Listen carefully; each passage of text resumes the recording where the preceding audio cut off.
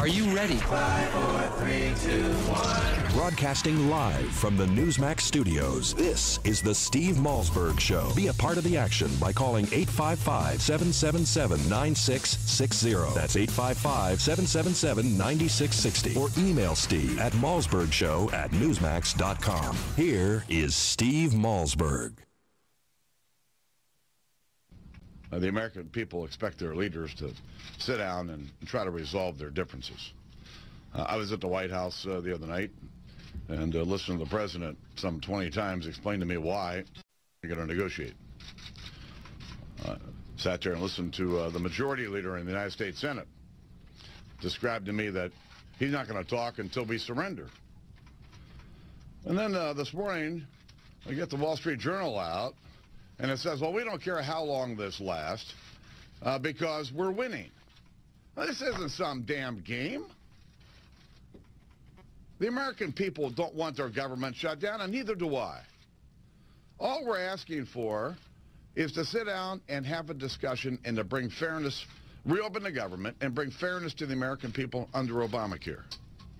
It's as simple as that. All right. John Boehner, the Speaker of the House of Representatives, on what he is found while speaking with the President and the Senate Majority Leader and saying it's not some damn game. Welcome to the Friday edition of the Steve Malzberg Show. Folks, can't believe it's Friday. It's day number 4 of the government shutdown and day number 4 of my antibiotic regimen. And I don't think I'm getting better, so keep you posted on that one. Anyway, the rhetoric continues. I want you to hear, first of all, the president today answered John Boehner. He went out for this to some fast food joint with our Vice President Joe Biden and a bunch of media, of course. And he said he's glad to sit down and negotiate with John Boehner, but he can't do it with a gun held to the head of the American people. Now, Ed Henry yesterday asked Jay Carney about the violent rhetoric, Ed Henry of Fox News. And listen to this exchange. It's cut number 28. We're just 2.5 weeks after the Navy Yard shooting, and he used this analogy today about putting a gun to someone's head in negotiations, putting a gun to the American people's head by threatening a shutdown. When he was in Tucson in 2011, he said, we're so sharply polarized right now, we need to, quote, make sure we're talking with each other in a way that heals, not in a way that wounds. Is it a good idea to be saying Republicans are putting a gun to the head of the American people right now? Look, the Republicans, again, I can cite numerous Republicans, including one congressman who referred to his fellow Republicans as lemmings wearing suicide vests. Numerous Republicans have used the hostage analogy. Numerous Republican commentators have used the gun to the head analogy. I hardly think this is unique. I mean, again, if you're suggesting that hurt feelings are why we shut down the government, I'm saying President said, you yourself referred to Republicans shooting at themselves the other day in the briefing. So I think the people who watch this could probably get through that. All right. Ed Henry is not the President of the United States. Ed Henry is not the hypocrite. Ed Henry hasn't called for civility, saying I can name one Republican who once said suicide vests. That's not the President of the United States, who, as Ed Henry correctly points out, after Tucson at the memorial, Ed Henry correctly points out, after Tucson at the memorial, in cut 29, the President said this. A time when our discourse has become so sharply polarized, at a time when we are far too eager to lay the blame for all that ails the world at the feet of those who happen to think differently than we do. It's important for us to pause for a moment and make sure that we're talking with each other in a way that,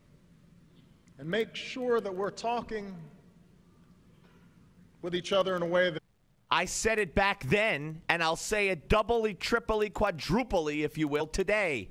He is more guilty than anyone because he is the president of the United States. And the rhetoric coming out of his mouth, that has always come out of his mouth, has been about divide, divide, blame, blame. And these this violent imagery, gun to the head, kidnap, suicide bombers, anarchists, arsonists. It's him, and it's the Democrats in the Senate and the House. Harry Reid today apologized for the rhetoric. He apologized for the rhetoric. He's the most vicious of them all, but Obama's the most guilty of them all because he is the president. And just an hour ago, he was getting lunch and talking about a gun held to the head of the American people. What's wrong with this man? What? Now, Nancy Pelosi. You want to hear Nancy Pelosi with the arsonist in the cut 2? So I think it's really important to note that there are lots of excuses that they use, but for many of them, I call them legislative arsonists. They're there to burn down what we should be building up in terms of investments in education and scientific research and all that it is that make our country great and competitive. I don't paint the... Oh, yeah, and education. I call them legislative. First she said anarchists. No, that's Harry Reid's line. Nancy, don't confuse your script with Harry's. Harry says that they're anarchists, and you call them arsonists. Get that straight now. Unbelievable. Disgusting. And that's who they are. That's who they are. I could sit here for the next 3 hours and play you these sound bites from the loony left, whether they be in the media or in the House or in the Senate or the President of the United States. He's been the great divider since day one. He's worse than ever. Except when he's at a memorial service after a shooting. Then the rhetoric is, we tend to blame others who simply disagree with us. Yeah, that's so sweet. What a man. What a great leader. We're coming back. Byron York, chief political correspondent, Washington Examiner. We'll talk about all this, where we go from here, and we'll also touch on the Connecticut woman who caused the lockdown yesterday with her car and was killed by police at the Capitol. Right here, 855-777-9660 on the Steve Malzberg Show, Newsmax TV and radio. The Steve Malzberg Show. Attention anyone with diabetes or pre-diabetes. A special website has been created just for you at the free website 99reverse.com. We reveal the one weird spice that's probably in your kitchen right now and how it normalizes blood sugar levels. People who have followed this plan, exactly as found at 99reverse.com, have not only normalized their blood sugar, but stopped taking their diabetes medications with their doctor's astounded approval. Now you can take this natural, safe, and drug-free approach to reversing diabetes. You won't get this advice anywhere else. At 99reverse.com, we reveal 3 common doctor recommendations about diabetes and why they are horribly wrong. Plus, you get 3 specific actions to take right now today that get your blood sugar under control in 4 weeks or less. Go right now to 99reverse.com. Is it possible to reverse diabetes? Visit 99reverse.com and find out now while this revolutionary video is still available online for free. People who have followed this plan have not only normalized their blood sugar, but stopped taking their diabetes medication. That's 99reverse.com. 99reverse.com. In 2013, half of your friends, family, and neighbors may lose their jobs, all while you are robbed of 90% of your life savings, investments, and home's value. Controversial economist Robert Wiedemer, who was the only expert to predict the recession, has released a startling video with shocking evidence that the powers that be have tried to ban. But that hasn't stopped 50 million people from getting the truth. Watch it at aftbook.com. That's aftbook.com. What is LigNet? LigNet is knowledge. LigNet is power. LigNet is global. Top-level officials, U.S. intelligence officers, national security advisors, foreign operatives, all reporting directly to you. What is LigNet? LigNet is confidential. LigNet is sensitive. LigNet is security. What is LigNet? They're the ones taking the world's pulse. If you're not in the know, you're not on lignet.com. You've been briefed. Hi, I'm Joan London, and if you're worried about your parent or a loved one living alone like I was, and you want reliable senior care information, then call A Place for Mom, the nation's largest senior living referral service. You'll get free information on assisted living, Alzheimer's care, nursing homes, even important financial information. They had obviously researched every place, not just given me names. Really? Yeah. They found me a place for what she could afford, and it was magnificent. We're now very confident that she's safe, and they just helped every step of the way, and I can't thank them enough. So if you're struggling to find reliable senior living information, call A Place for Mom. This is a free service, and you can trust them to help you. If you're struggling to find reliable senior living information for your mom or dad, then call or go online to get the free help you need during this turbulent time. Call now, 800-908-1254, 800-908-1254.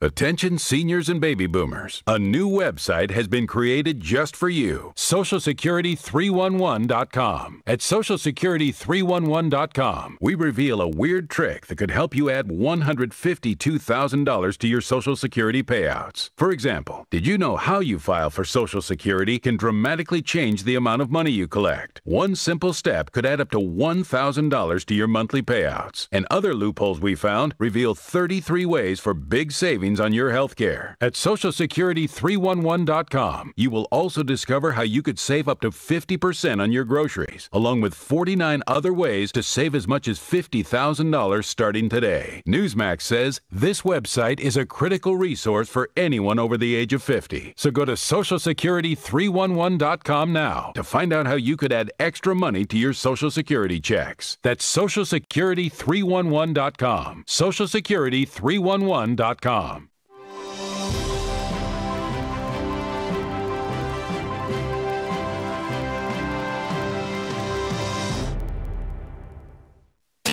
Where can you find the Steve Malzberg Show? Everywhere. From your smartphone to satellite radio to Newsmax Live TV to Roku, we have you covered. Here is Steve Malzberg.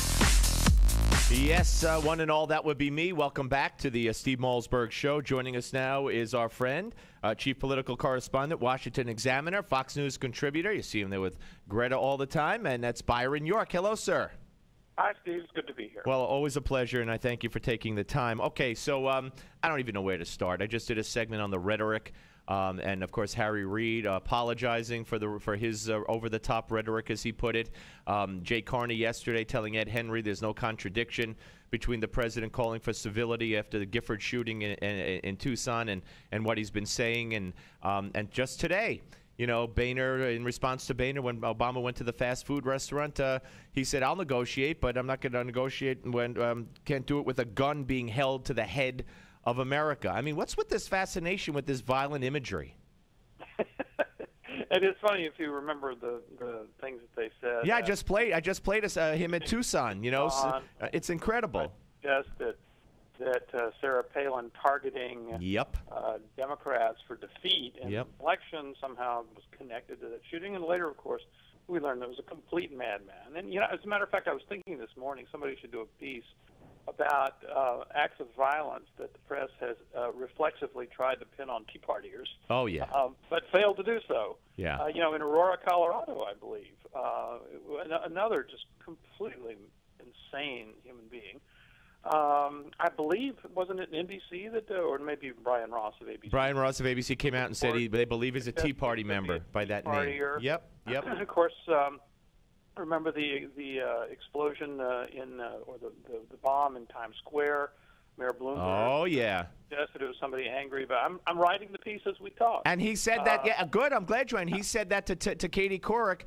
And at that time, he had to know, because I knew that Ray Kelly and the police were looking for, I think, a Pakistani man. So it's incredible. I can't wait to see that piece.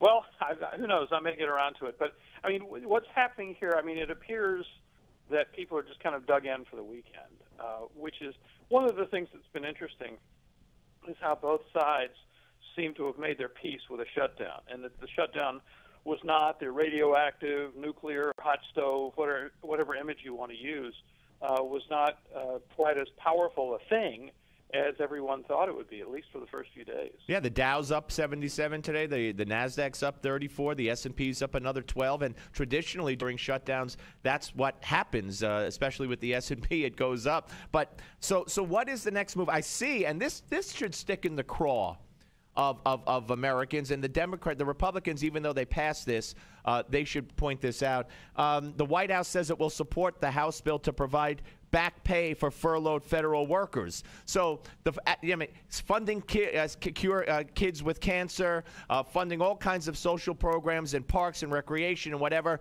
The president says, I'll veto it, I'll veto it. The Senate says, get lost. But to guarantee furloughed workers back pay, that they'll vote yes on. I mean, that's go ahead. The president also voted, instantly to the bill to make sure that the military is paid. Yes. So Republicans thought, and I think reasonably, that the president has set a precedent, and by signing this bill to fund part of the government. So then we heard, worries about the National Institutes of Health being closed. So they passed a bill to fund the National Institutes of Health. We've seen what's happened at the national parks, especially on the mall here in Washington. So they passed a bill to fund the Park Service. And the president issued a statement today and said that he would veto any and all of these bills. So the House has passed 10 of these things, right? These very targeted spending things. The president's message listed all 10. It says, if these, come to my desk, I will veto, HRES 47, HRES 53, right. So he's very specific in saying that he's going to stop any effort to fund some smaller part of the government. Except the one to guarantee back pay to the furloughed workers. Back pay to the furloughed workers and to the military. Yeah, and to the military, yeah. And I saw a picture today. The World War II Memorial, the gate it's closed again? This is just insane. I mean, I have to say I don't understand this. This is if you've ever been there, it's an open air memorial. Right, it's never closed. It's not like the Smithsonian where you walk in the door, and it's a building filled with exhibits and its staff. This is a large walk-through open area memorial, and you can go look up, here's this battle or that battle or this state and that state. And it's like the Vietnam Memorial in that sense. And why it takes more staff to close it than to keep it open. As a matter of fact, it's open 24 hours a day and only staffed for about, 14 hours a day. Right. Well, there was a story where a park ranger was quoted as saying that we've been told to make life as difficult for people as we can. It's disgusting. And then you look also in Blue Ridge Hotel. The Park Service was trying to close down, I don't know if I'm pronouncing it right, the Pisgah Inn, a private inn that holds a concession on the Blue Ridge Parkway. And also there's Mount Vernon, private property in Mount Vernon, New York. They're trying to close that down. This is outrageous. Yeah, and actually I've seen reports from the American Cemetery in Normandy, France. Yes. Which is closed at the morning. Fox News did a live shot from there this morning, which of course, people travel to Europe and they want to go see this. They're finding out that this is shut down. So, and the World War II vets get the honor flights to come here to go see their own memorial, and that's closed down. I know. And so it does seem like the Obama administration is maybe they're trying to make it as miserable as possible, but that's not making the point. They're not making the point they want to make. And look, the public already blames Republicans in some significant part for what's going on, and the early polls, the pre-shutdown polls, showed that they blamed Republicans significantly more than Democrats. And my guess is now they're beginning to equal it out. So I think he's actually being counterproductive in terms of distributing blame on this. He's earning more blame for this shutdown than he had a few days ago. We're talking to Byron York, chief political correspondent, Washington Examiner, here on the Steve Malzberg Show. Okay, what is going to happen? Yesterday, Peter King told me that he had heard and he believed there could be backdoor negotiations. He had heard rumblings that they're going to combine this CR into a budget and then the debt ceiling and make it all one big deal. Is that happening, or is nothing happening as far as you know? Well, nothing is happening in terms of Democrats and Republicans talking. Okay, so the Republicans are trying to make a grand bargain with themselves right now. Right. So what are we in day? We're in day 4 now. Of the Yep. And there were two schools of thought about this. That if the shutdown were painful, that the members of Congress would try to solve this.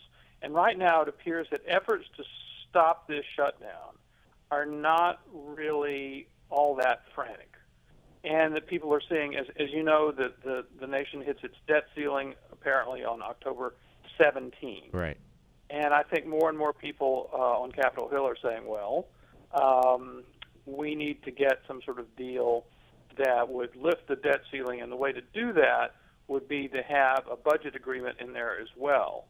And then we solve both of the problems with one agreement. Now, does that mean the government just stays shut down until the 17th? A number of them feel that the answer is yes. Others say, well, that seems too long. We'll try to fix it. But the fact is, there does not seem to be this frantic 24/7 effort to end this shutdown. I mean, both sides seem somewhat satisfied with it. Yeah, and they both think they're making their points, and the president continues to use gun and hostage analogies. So here we go.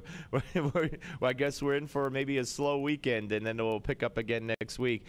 Byron, thank you very much, and do write that column because it needs to be written. All right, thanks a lot. All right, thank you. Byron York, ladies and gentlemen, chief political correspondent, Washington Examiner, Fox News contributor, here on the Steve Malzberg Show. Just insanity.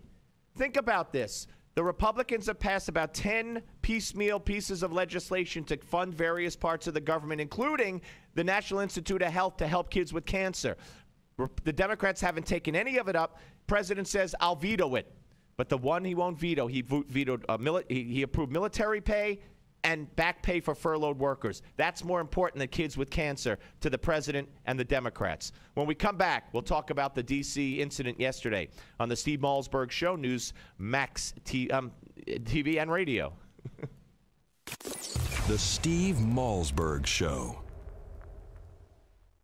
Attention anyone with diabetes or prediabetes. A special website has been created just for you at the free website 99reverse.com. We reveal the one weird spice that's probably in your kitchen right now and how it normalizes blood sugar levels. People who have followed this plan, exactly as found at 99reverse.com, have not only normalized their blood sugar, but stopped taking their diabetes medications with their doctor's astounded approval. Now you can take this natural, safe, and drug-free approach to reversing diabetes. You won't get this advice anywhere else. At 99reverse.com, we reveal 3 common doctor recommendations about diabetes and why they are horribly wrong. Plus, you get 3 specific actions to take right now today that get your blood sugar under control in 4 weeks or less. Go right now to 99reverse.com. Is it possible to reverse diabetes? Visit 99reverse.com and find out now while this revolutionary video is still available online for free. People who have followed this plan have not only normalized their blood sugar, but stopped taking their diabetes medication. That's 99reverse.com. 99reverse.com.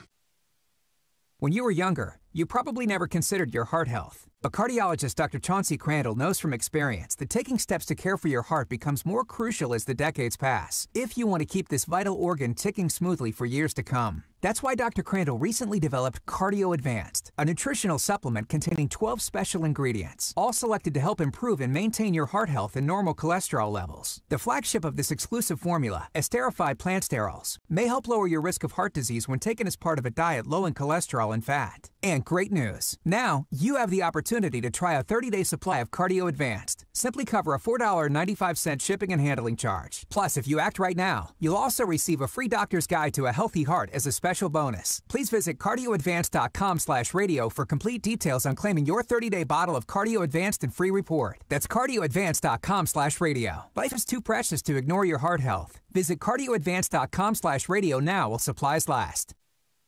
Don't complain about your cable bill going up and up and up. Do something about it. Grab a pencil and jot down this special number, 1-855-625-MY-TV. The more cable TV rates go up, the better digital satellite TV looks. So cancel the cable and get more of your favorite channels in 100% digital quality for less money. Call 1-855-625-MY-TV. Right now to sign up for packages starting as low as $19.99, and there's no equipment to buy. You get free HD TV upgrade, a free DVR upgrade, and free professional professional installation. You control what you watch when you watch it. Record your favorite shows. Pause and rewind live TV. Even skip the commercials. Watch local channels too. At just $19.99, what are you waiting for? Pull out your major credit or debit card. Call 1-855-625-MyTV. 1-855-625-MyTV. Cancel the cable, cut costs, and get more. 1-855-625-MyTV. 1-855-625-MyTV.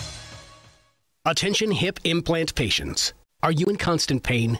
Have you received a letter from your doctor about your implant? Have you had or need a revision surgery? Distant pain. Have you received a letter from your doctor about your implant? Have you had or need a revision surgery?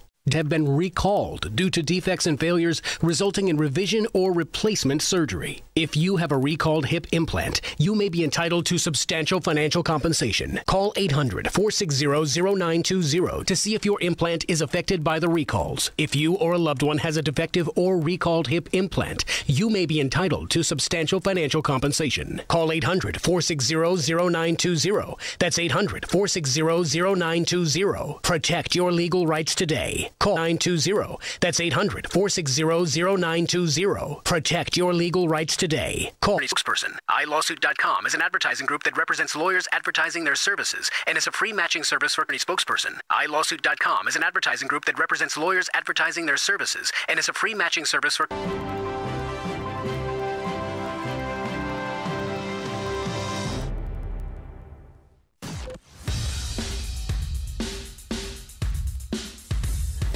This is not your typical Screamfest talk show. No. This is the next generation of talk radio. Here is Steve Malzberg. All right, folks, we are back on the Friday edition of the Steve Malzberg Show, and it was just 24 hours ago. We were all concerned and trying to figure out what had taken place in Washington, D.C., as there was a lockdown in effect in our nation's capital. And, of course, it turned out to be a woman from originally from Brooklyn, but most recently from Connecticut, Miriam Carey, 34 years old, of Stamford, Connecticut, who tried to plow her car into a barricade at the White House, then led cops on a high-speed chase before she was shot dead near the Capitol. And joining us right now to talk about this is a man who was most qualified insofar as how did the police usually handle these kinds of instances? Did they react properly, etc.?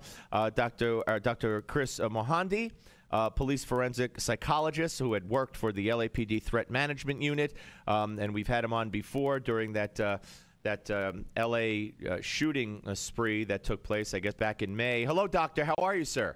I'm good, Steve. How are you doing today? Good. Thank you for joining me. I really appreciate it. Okay, so, you know, it's a tragedy. Of course, while it was unfolding, we didn't know, and the cops didn't know who was in this car, what was in this car, as far as weapons, explosives, terrorism. So I guess they have to act accordingly, correct? Right. I mean, they have no idea but what the behavior is, and what they have is unbeknownst to them, is an apparently delusional woman. Maybe it's due to the head injury she reportedly had, maybe because of her postpartum or other factors, but she, for whatever reason, is trying to ram her car into, the symbol of one of the symbols of our nation, the White House, and a car can be a very dangerous weapon. Often we think of a car as something that's transportation, but we have a number of deaths and injuries annually that can be attributed to to people that are driving their cars and using them in an aggressive fashion. And so the police had to deal with what they had. It's very sad. It's very tragic, very unfortunate. But at the same time, she was dangerous. And at the end of the day, I think we have to wait to see what all the investigations reveal about why it happened, what, if anything, could have been done differently.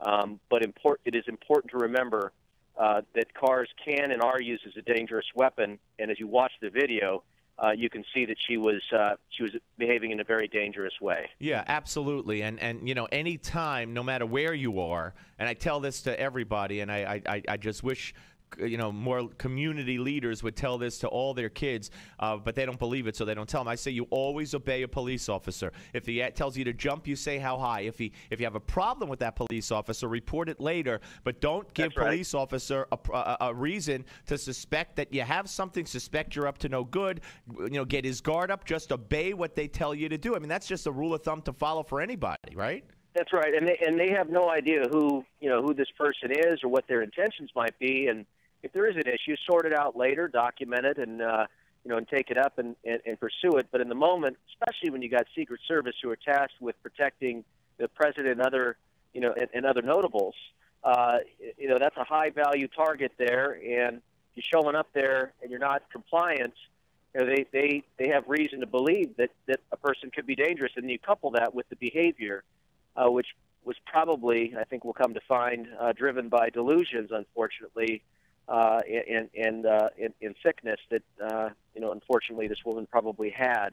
We don't know if her intention was to simply communicate, to hurt other people, or to hurt herself through what we call suicide by cop. Right. But we don't know, but we do know by watching it that she was engaged in very dangerous behavior. Not just when she was apparently about to engaged in very dangerous behavior. Not just when she was, apparently about to crash in with a child in the back of the car and with lots of pedestrians and other people driving. It's a sad outcome, but it was also a very dangerous situation. Right. So from a threat management standpoint, the police they did what they had to do. All right.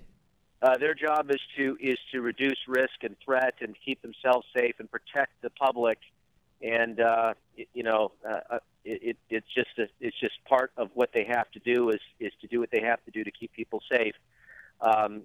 Hopefully, we can learn from this situation what maybe earlier on could have been done to identify and get this woman some help.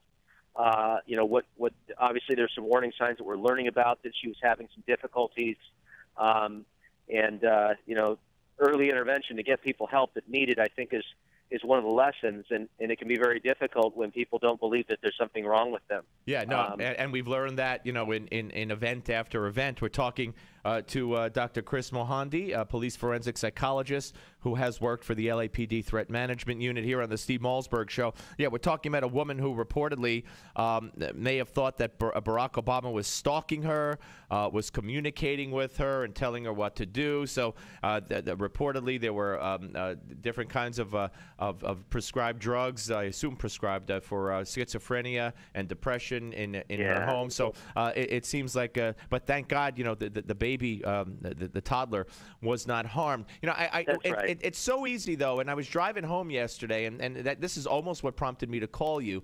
I was driving home yesterday, listening to a talk radio host, and when they found out that she was unarmed, when they found out she hadn't fired a shot, and she was a black woman, and just criticizing the police and calling them all kinds of names, and I said, and I just saw a video today, and everybody should see this video. CNN showed, I think this happened in August, I forget where it was, a cop. He had his camera on the hood. Cop asked this car, he pulled it over, and the guy gets out of the car. He says, "Sir, I need you to get back in the car, get back in the car." Guy's dressed in military fatigues. Get back in the car, get back in the car. Guy comes towards him and starts firing at him.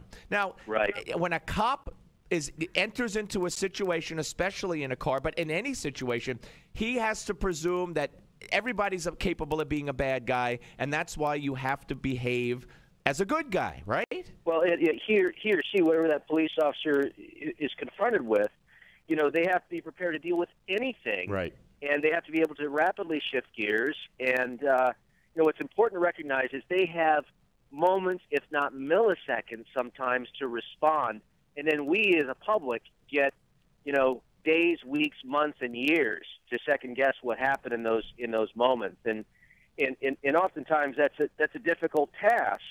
And it's not the same situation that the officer was presented with, or the agent, in the moment. And we saw what those agents were presented with. That's the great thing, is that there's some videotape to to say, this is what happened. Yeah. And you have a woman who's got these apparent delusions, people that get delusional, fortunately most of them are not dangerous, but some are if they believe that they're being done harm by the person that that they may falsely believe is communicating with them or doing them, doing wrong deeds to them. So, right, absolutely. The fact that she was doing what she was doing suggests that she was in a very delusional, probably psychotic state of mind, very unpredictable, and then her behavior on top of it, not kind of, but actually did underscore that she was an imminent risk to the people that were around her. Yeah. All right, Doctor, appreciate you coming on today. Pleasure to talk to you, sir. Thank you, Steve. Thank you. Take care. Dr. Bye-bye. Chris Mohandi, ladies and gentlemen, police forensic psychologist here on the Steve Malzberg Show. Let me just say this. Notwithstanding the video that we have, which puts this in perspective, because if we didn't have the video, I don't know what would have happened. But we have the video. But I still got to say this. Let's just say this. We would be hearing from Al Sharpton, Jesse Jackson. The liberal media would have went nuts. Nuts. I believe if this same Secret Service and these same police were protecting a White House of George W. Bush. I'm sorry. Why did they have to shoot? Now, this is what I heard from the radio host, who's no liberal. Okay, it was a conservative, quote-unquote, radio host. I will not name him. But why did they have to shoot her? She didn't, she was just driving the car. Why didn't they keep chasing her? Why didn't they track the car? In other words, why did they have to fire 12 shots? She didn't fire at them. She didn't have a weapon. An unarmed black woman. I'm just telling you that if circumstances were different, that if this wasn't Barack Obama's Secret Service and involved in this shooting, I believe you would hear from the usual race baiters on MSNBC, Al Sharpton. You'd hear from Jesse Jackson. They shot an unarmed black woman. It's open season. And you know what they did? This is what they did do. And I should have brought it up with the doctor. They profiled her. They profiled her. A car. Not stopping. Not listening. Trouble. That's trouble. That fits the profile of trouble. They profiled this woman. Now, let me make the argument that Al Sharpton would normally make. She had a baby in her car. She wasn't looking for trouble. She wasn't going to bring her baby and want her baby to get killed. She would have left the baby somewhere else if she was looking to get shot or shoot it out. She had no weapons. She was scared when they pulled the guns on her. She had mental problems. She was scared, so she freaked out and drove away, and they shot her. And they would tell you how many shots. 13, 14 shots. An unarmed black woman with a toddler in the car. They profiled her. You think that's far-fetched? You think that's unreasonable? That somehow there's some reason that Al Sharpton and Jesse Jackson and the left are not saying that? I say it's solely because it's Barack Obama's Secret Service and protective, detail and Capitol Police. If it were George Bush's police doing the same thing, bingo, bingo. Everything I just said would be a huge, huge story. How many shots?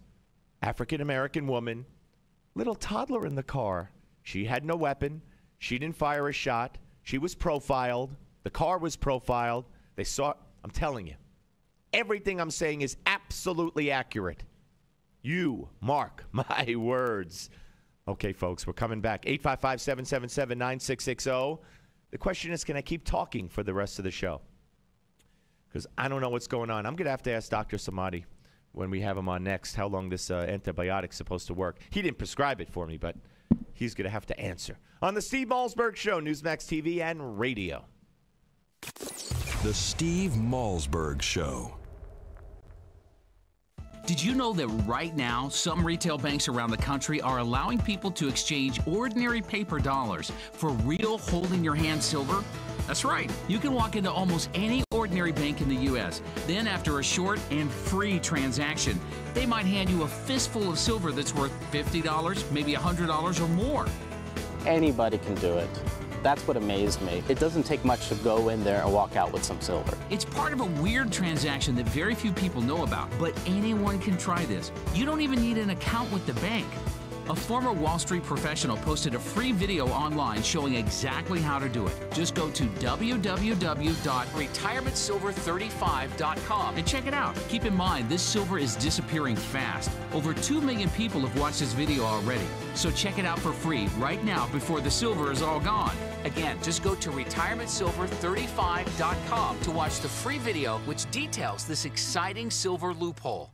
Attention seniors and baby boomers. A new website has been created just for you. SocialSecurity311.com. At SocialSecurity311.com, we reveal a weird trick that could help you add $152,000 to your Social Security payouts. For example, did you know how you file for Social Security can dramatically change the amount of money you collect? One simple step could add up to $1,000 to your monthly payouts. And other loopholes we found reveal 33 ways for big savings on your health care. At SocialSecurity311.com, you will also discover how you could save up to 50% on your groceries, along with 49 other ways to save as much as $50,000 starting today. Newsmax says this website is a critical resource for anyone over the age of 50. So go to SocialSecurity311.com now to find out how you could add extra money to your Social Security checks. That's SocialSecurity311.com. SocialSecurity311.com.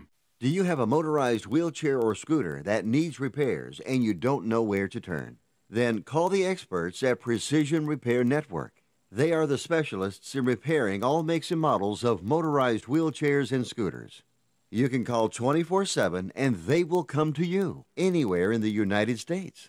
They'll give you a loaner to use until they return yours in perfect condition. And your repairs may be covered by your Medicare or your private insurance, so there is little or no out-of-pocket cost to you. If your wheelchair or scooter needs repairs, call this special hotline now and learn how you can get door-to-door service on your repairs at little or no cost to you. Precision Repair Network. They'll get you moving again. Operators are ready to take your call right now. 800-978-4813. 800-978-4813. 800-978-4813. That's 800-978-4813.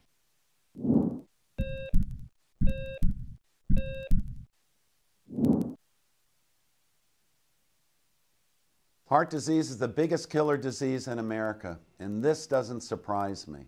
We are addicted to starches, sugars, fatty meats, and salt.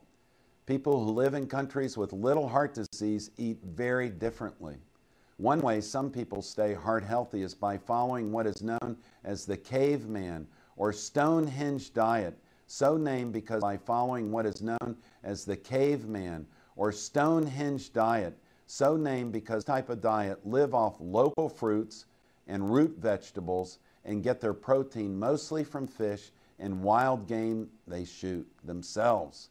Now, since most of us don't hunt or fish for all our protein, here are some simple tips on how you can start to eat like a caveman, modern day style. First, fill up on fruits and vegetables. Eat them first and you'll be less hungry. Feast on fish, which is rich in nutrients but not in calories. Choose fatty fish like mackerel, herring, sardines, and salmon, which are rich in heart-healthy omega-3 fatty acids. Get out and go for a walk. Remember, our ancestors were hunters and gatherers, so they didn't spend their time sitting in front of a TV or computer all day. If you live more like a caveman or a cave woman, your heart will love you for it. I'm Dr. Chauncey Crandall, and thank you for watching this Heart Health Minute. Remember, it's never too late to prevent or reverse heart disease. Right now, I invite you to discover your own risk for heart disease or even a heart attack by taking my quick, free online quiz at www.simplehearttest.com.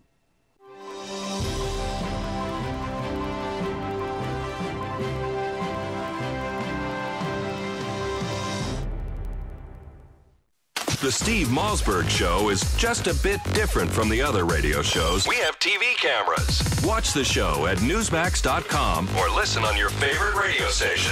Here's Steve Malzberg. Yes, and joining us now on the Steve Malzberg Show is our friend Dr. David Samadi, Chief of Robotic Surgery and Minimally Invasive Surgery at Lenox Hill Hospital.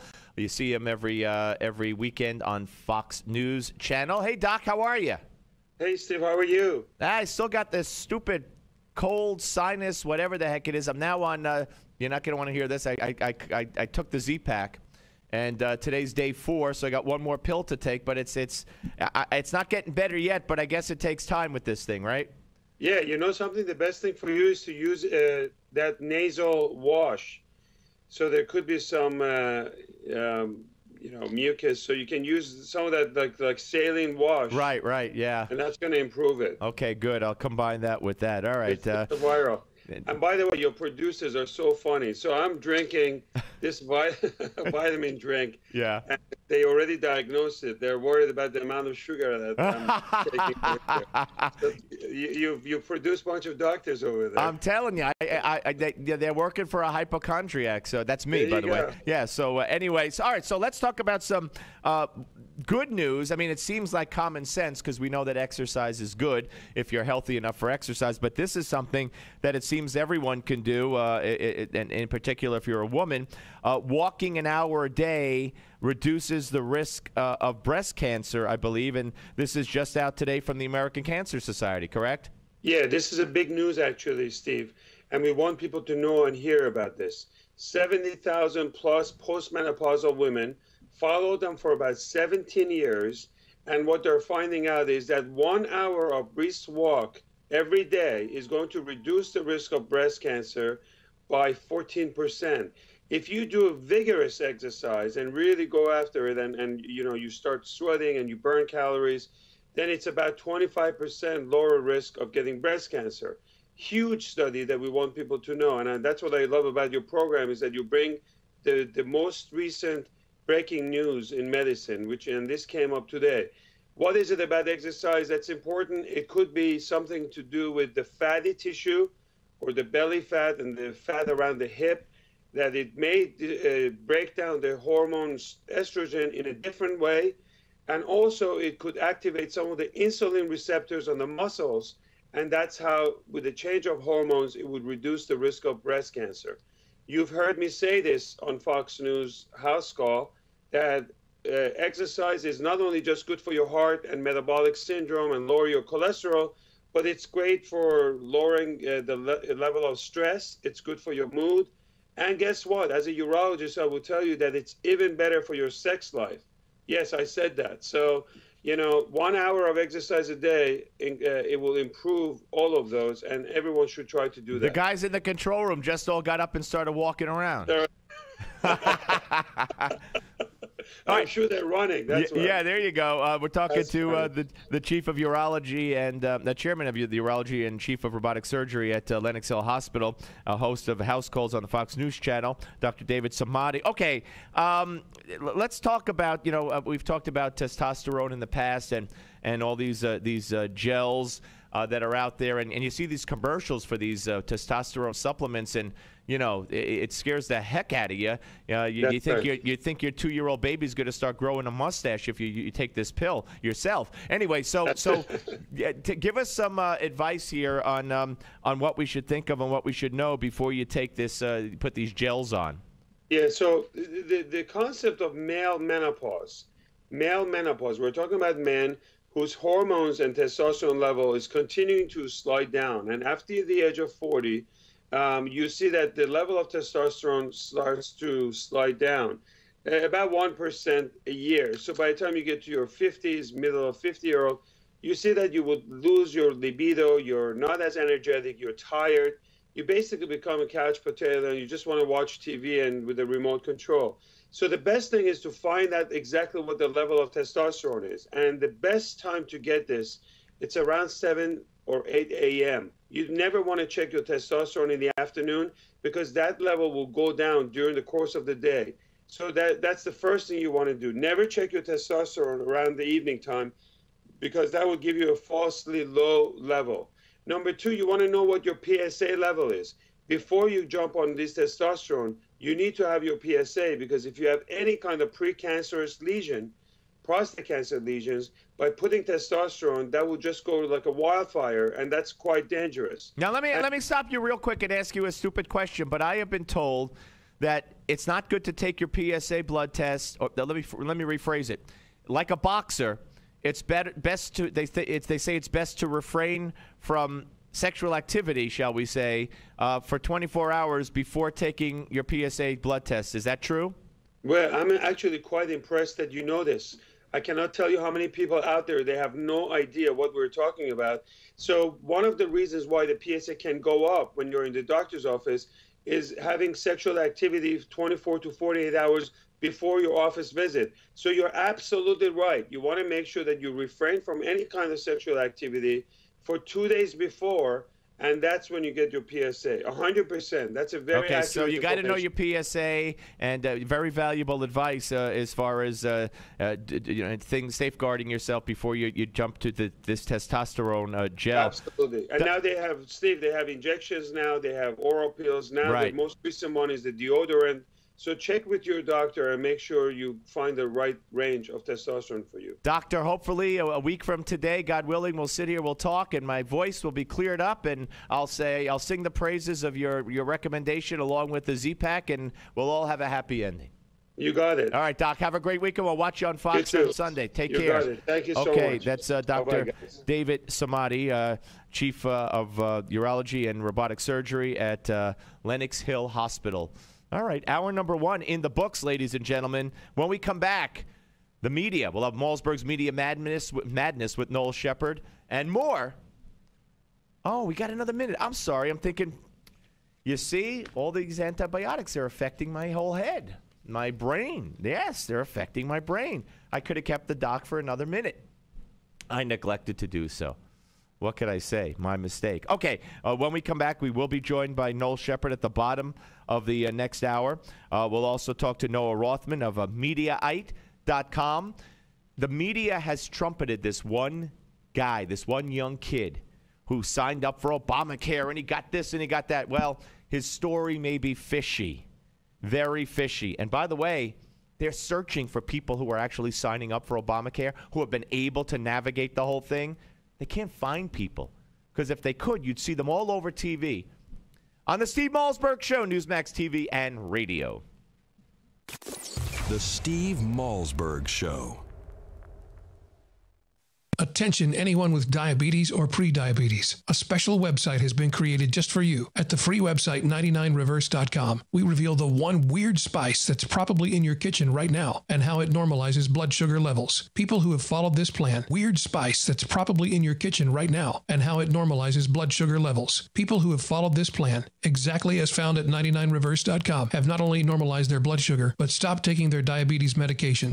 You won't get this advice anywhere else. At 99reverse.com, we reveal 3 common doctor recommendations about diabetes and why they are horribly wrong. Plus, you get 3 specific actions to take right now today that get your blood sugar under control in 4 weeks or less. Go right now to 99reverse.com. Is it possible to reverse diabetes? Visit 99reverse.com and find out now, while this revolutionary video is still available online for free. People who have followed this plan have not only normalized their blood sugar, but stopped taking their diabetes medication. That's 99reverse.com. 99reverse.com.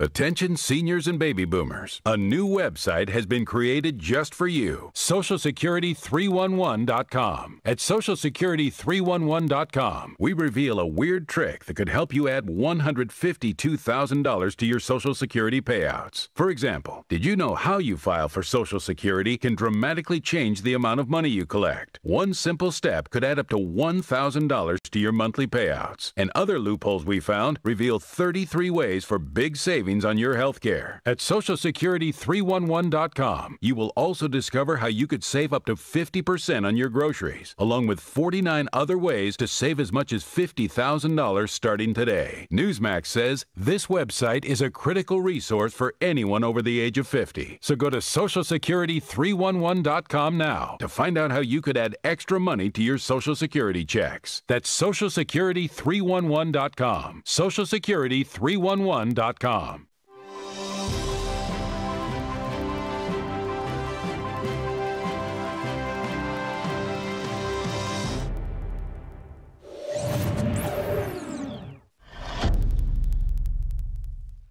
Hello and welcome to your Newsmax Now update. I'm John Bachman. While Congress continues to struggle to reach a deal on the budget and the government shutdown, many in Washington today are still catching their breath after yesterday's car chase and shootout on Capitol Hill.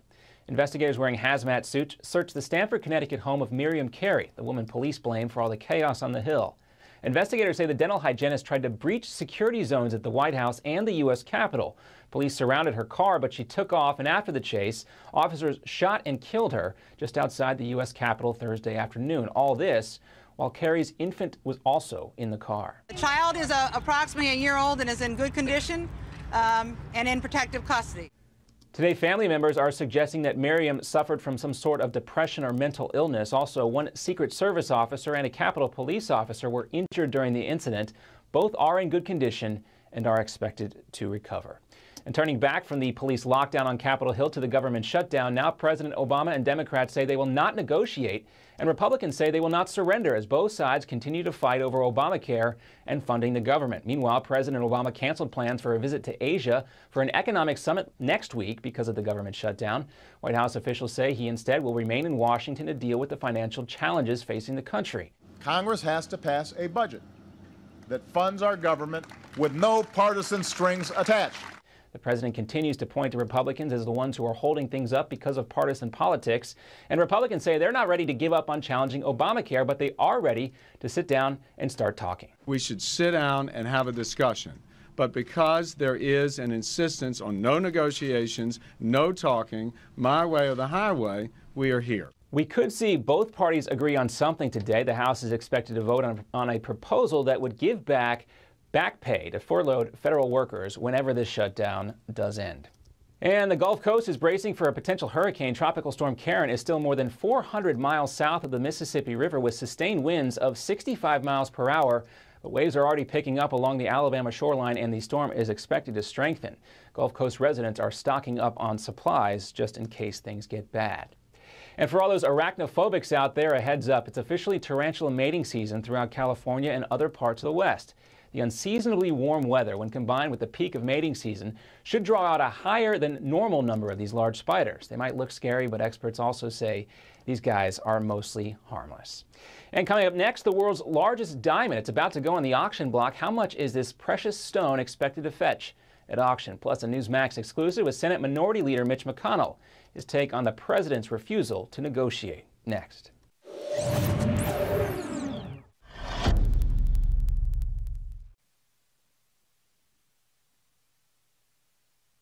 Here's today's silver shortage update from Lear Capital. Reports keep coming, the shortage is growing. Twice already this year, the U.S. Mint has run out. Last time this happened, the silver price jumped 40%. It's time to take advantage with this special offer from Lear Capital. For a limited time, buy 20 new silver polar bear coins and get one free.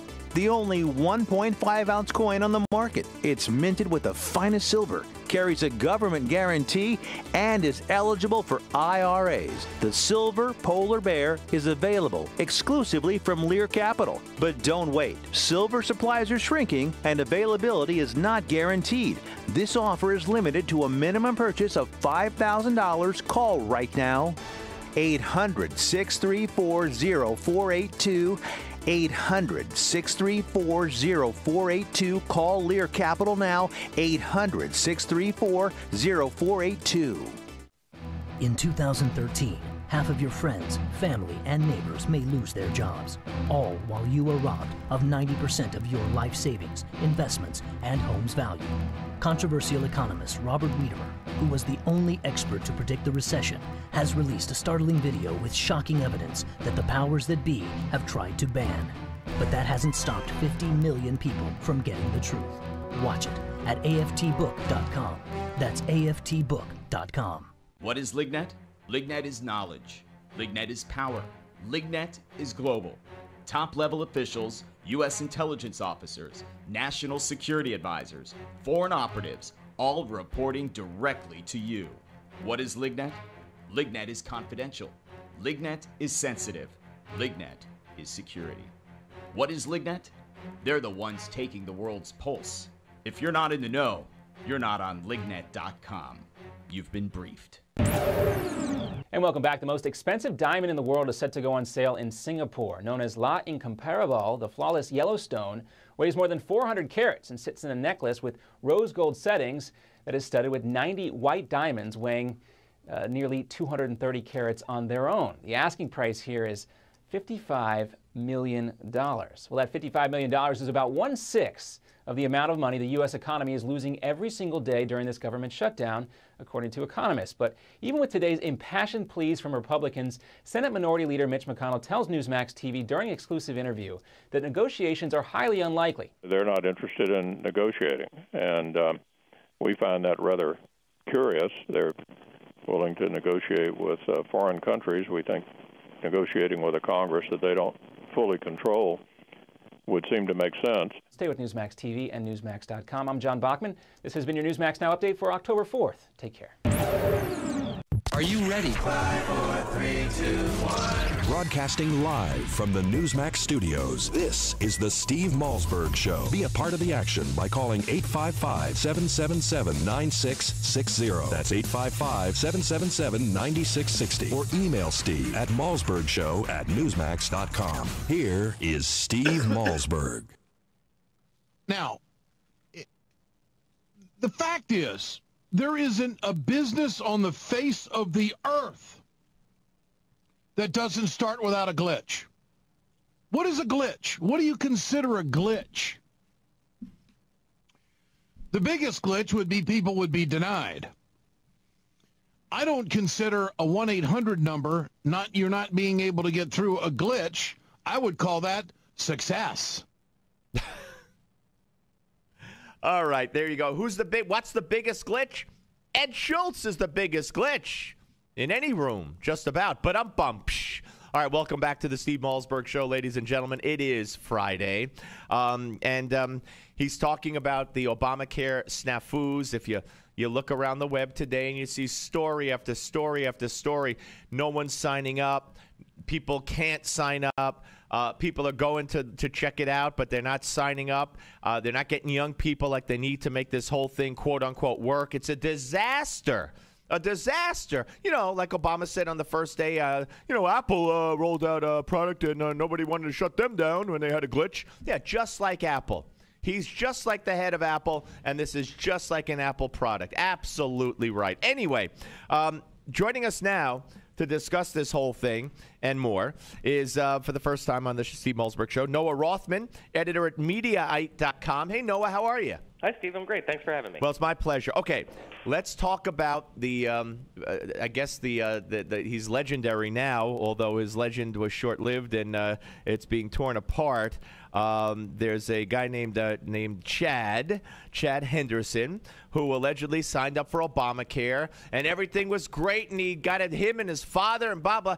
Only one problem, it appears that a lot of it isn't true. Yeah, it appeared the biggest element of that story, that he had, quote-unquote, signed up for the Obamacare exchanges, wasn't the case.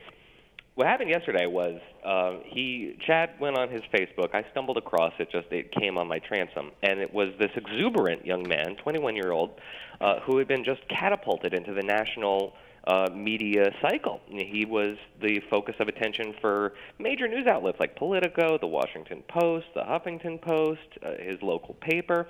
Everybody was all over him, Wall Street Journal, because he was one of the very select few who had managed to sign up for Obamacare. He had put a post on his Facebook that said he pulled this off, and he tweeted as much. So he's one of a handful of people who joined the ranks of the group that we know these people by their first name, right, who were able to sign up for this program. The media was a little credulous at first. It didn't take long to find out that he was an Obama campaign volunteer, an Organizing for America volunteer, which was not reported widely, if at all. And then today we find out that after Reason Magazine called up his father, who he said also had signed up for the Obamacare exchanges, that they never signed up for anything. They had signed up to establish an account after 3 hours of trying very difficultly, getting booted off the system a couple times. They had established an account, but that's as far as it ever went. And so now the media has to kind of backtrack about, canonizing this character, making him this this hero who had managed to be what the SIS program really needs was a young invincible, a healthy young man who had signed up for this program. This is just unreal, and he, not only, but here's one of the things that shame on him for not for making this mistake. There's no way he could have registered his father, by signing up, by logging in under his own name and what. You can't register your father if you're a kid, someone that age. That would take a separate login. It would take maybe the father to do it or separate information. Am I right? Yeah, and that's just one more red flag that stands out to you, stands out to me, that there's obviously things that you would maybe follow up with, but the story was too perfect. They needed this character to be somebody who actually signed up for the Obamacare exchanges. They need this person. They need 12 million more like him. So they didn't ask any follow-up questions, and as a result, they're just embarrassed. And he didn't even sign up for any coverage at all. No. And his father, to his credit, his father says he wants to. His father makes about $24,000 a year selling shaved ice in Georgia. Right. They need a program like this, and there is no Medicaid expansion down there. So they need this, and they will eventually sign up when they get the option to do so. But they hadn't at that particular time, and it was just a way for the media to say, see, the system works. And now it looks like an even worse disaster, because now it's proven that not only does it not work, but the media is willing to go out and not follow up really too hard in order to create the impression that the system works. Oh, boy, it is crazy. We're talking to Noah Rothman, editor at Mediaite.com, here on the Steve Malzberg Show. So are the same outlets that touted him, are they now going to print retractions or addendums or anything? What I've seen is the Washington Post's Wonk blog reporter Sarah Cliff, who did follow up with him and managed to get him to say, get him to say that he wasn't lying per se, but he didn't sign up for an exchange. He just created an account. And that's really as far as the retractions are going to go. It's the meaning of is, I guess. And then there's the story that was referenced, I guess, by John Boehner when he said this isn't a damn game earlier today. He held up the Wall Street Journal. And I guess by John Boehner when he said this isn't a damn game earlier today. He held up the Wall Street Journal. And it really doesn't matter to us how long the shutdown lasts, because what matters is the end. And Jay Carney utterly, quote-unquote, utterly disavowed that. And but nonetheless, this is something that's out there. Yeah, I don't know if they can put that genie back in the bottle. That's not good, and it's upwards of. It's right there along the lines of, you had Michelle Bachmann, who was on Fox the other night, and she had said, the soundbite was that this is the happiest the party has been in a long time, something along those lines. Really kind of an impolitic thing to say.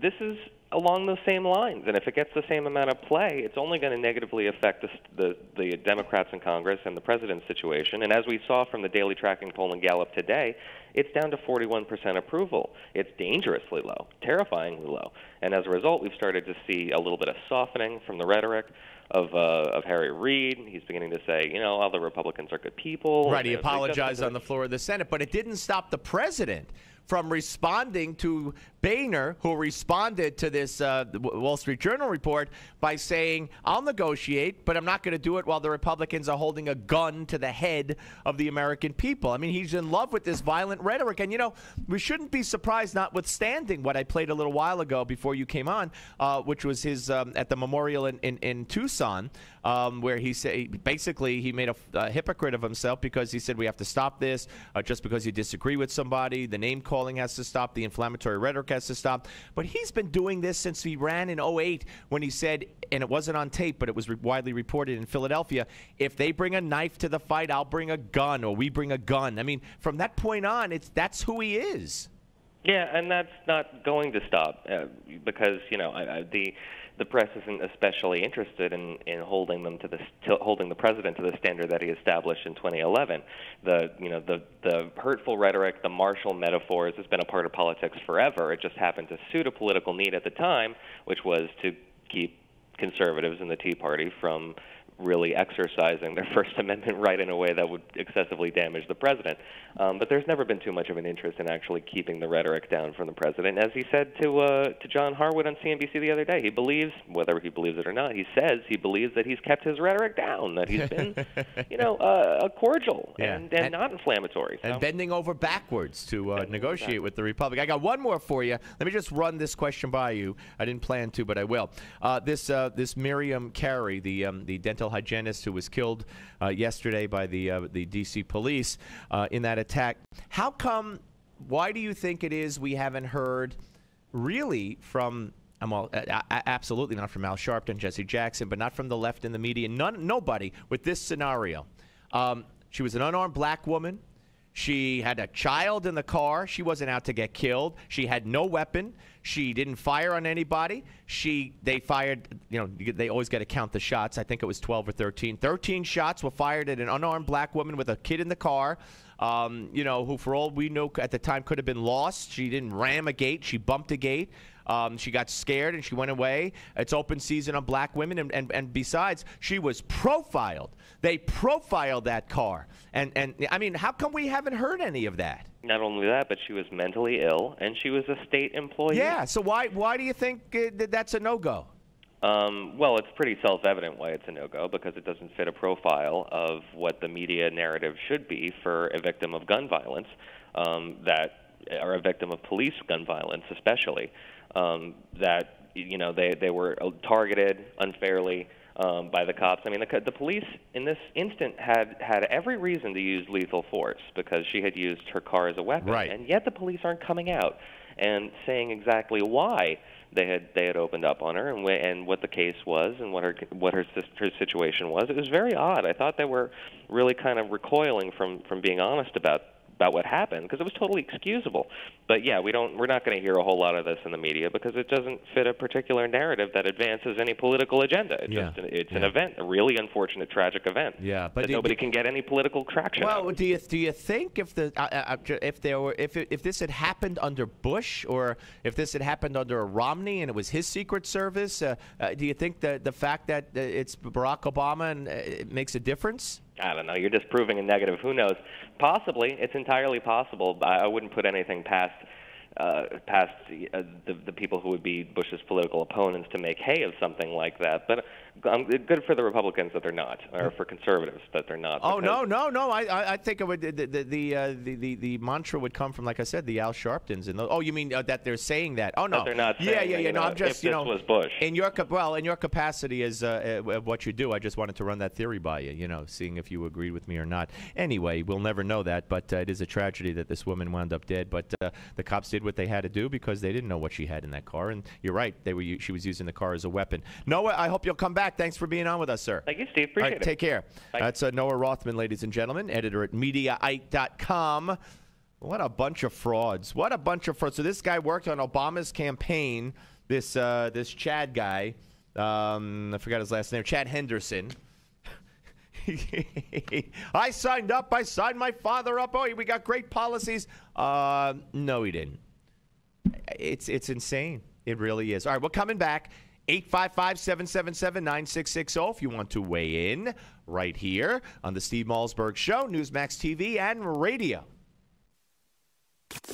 The Steve Malzberg Show.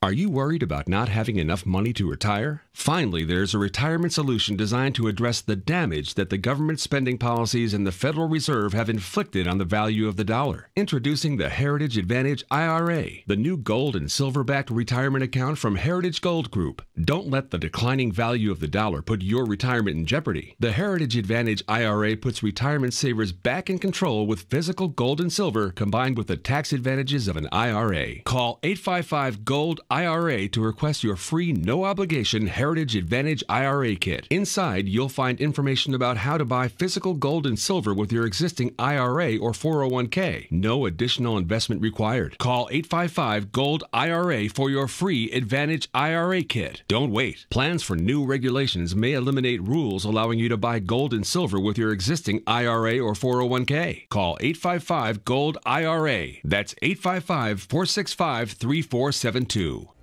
Hello, my name is Fred Fleitz, and I'm the managing editor of LigNet. You've probably seen our name preceding some of the stories you read on Newsmax or heard LigNet referenced on Fox News, C-SPAN, or CNN. Perhaps you've asked yourself, what is LigNet? LigNet is an acronym for the Langley Intelligence Group Network, a private Washington, D.C. based service that provides global intelligence, in-depth analysis, and detailed forecasting. Who is LigNet?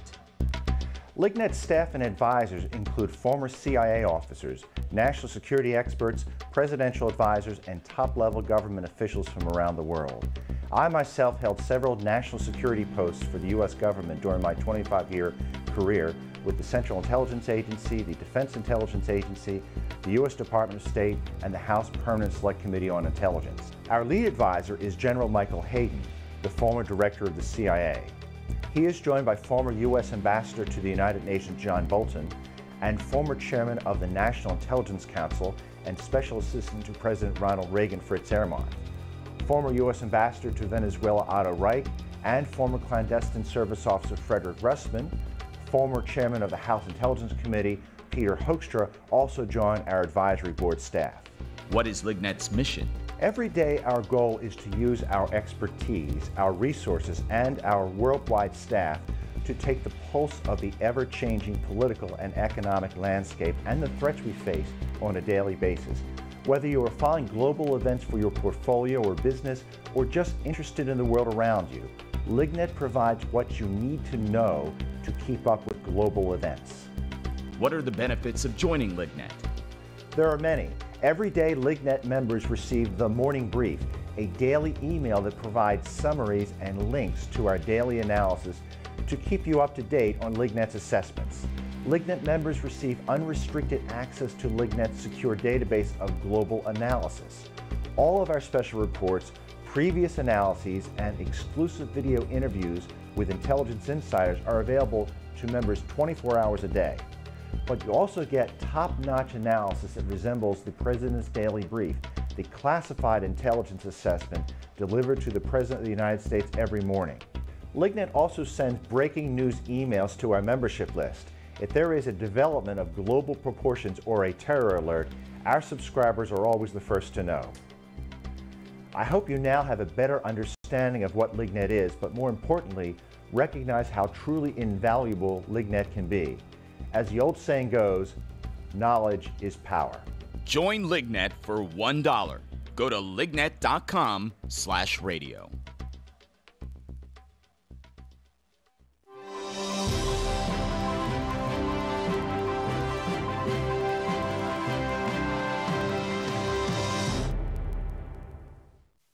Breaking news and breaking hearts. Aww. This is the Steve Malzberg Show. All right, welcome back to the Steve Malzberg Show, ladies and gentlemen. I want you to hear a couple of sound bites from yesterday while this lockdown in Washington was going on. First, Wolf Blitzer. I believe this is cut 30. Let's give a listen to Wolf Blitzer.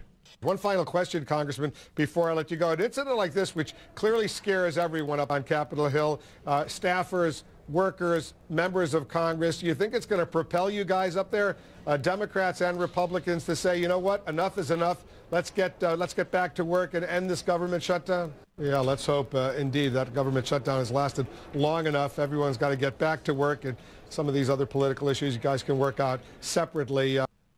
First of all, who the heck is Wolf Blitzer? First of all, yeah. We all got scared for a while. For about 10 minutes, we were told to lock our doors. You know what? That's going to propel us but not to settle it. You heard Wolf's recipe for settling it. The lockout has gone on long enough. People have to get back to work. These other issues could be worked out later. Who the heck is Wolf Blitzer? Harry Reid's puppet? I mean, that's exactly what Harry Reid would say. Or Barack Obama.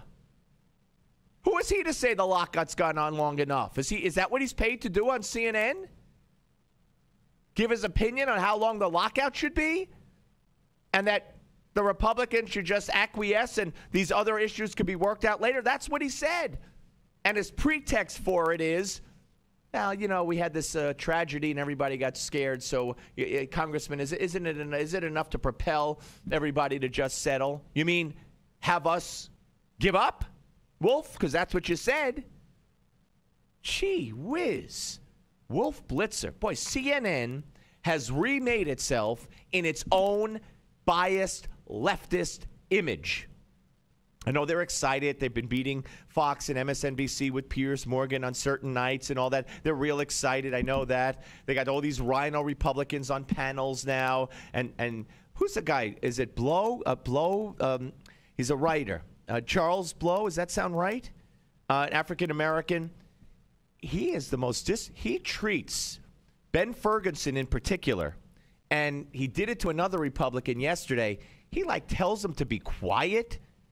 I'm going to talk now. It's very disrespectful, but he'll never be reined in because he's a liberal on CNN. Chris Matthews, here's cut number 30. Don't do it. Cut number 31. The government shutdown was shattered just hours ago by the death of a woman who just minutes before that had crashed her car into the White House gate. A city already tensed up with a compound of unpaid salaries, required essential services, and an uncertain future was shaken by the crash at the White House gate. All right, and then he asks this in cut number 32. The death will no doubt become an iconic tragedy in this period of government shutdown, driven by the hatred of the President's Affordable Care Act and the compulsion of his critics on the hard right to punish him politically. Whatever mix of causes drove the woman to this day, the event is now a vivid tragedy played out in the streets of the nation's capital. What is he talking about? Somehow he's blaming the government shutdown? The death will no doubt become an iconic tragedy in this period of government shutdown driven by the hatred of Obamacare and the compulsion of his critics on the hard right to punish him? What does that have to do with the woman driving around in the car? The apparently mentally ill woman driving around in the car. What does the shutdown have to do with it? She was telling people Obama was talking to her. I mean, they know no shame. That's K-N-O-W-N-O-W. I'm sorry, K-N-O-W-N-O. They know no shame. It's pathetic. Blitzer's telling them, hey, come on, let's all kumbaya now. We escaped the bullet, dodged the bullet on this lockdown. Let's just forget all your little issues, Republicans. You'll settle that later.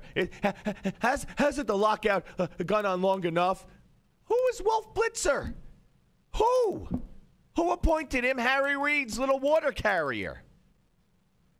Unbelievable. All right.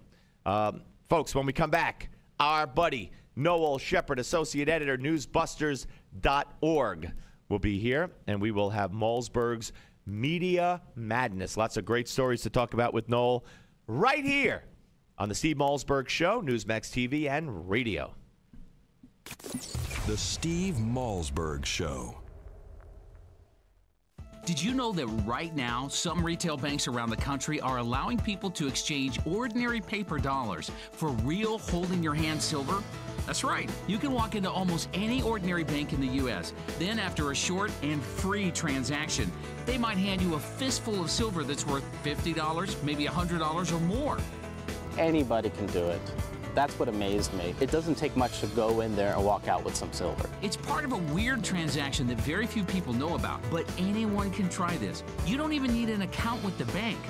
A former Wall Street professional posted a free video online showing exactly how to do it. Just go to www.retirementsilver35.com and check it out. Keep in mind, this silver is disappearing fast. Over 2 million people have watched this video already. So check it out for free right now before the silver is all gone. Again, just go to retirementsilver35.com to watch the free video which details this exciting silver loophole.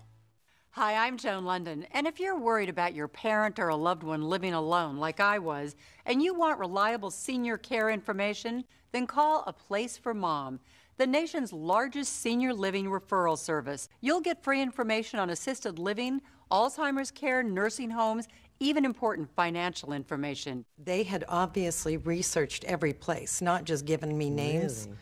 They found me a place for what she could afford, and it was magnificent. We're now very confident that she's safe, and they just helped every step of the way, and I can't thank them enough. So if you're struggling to find reliable senior living information, call A Place for Mom. This is a free service, and you can trust them to help you.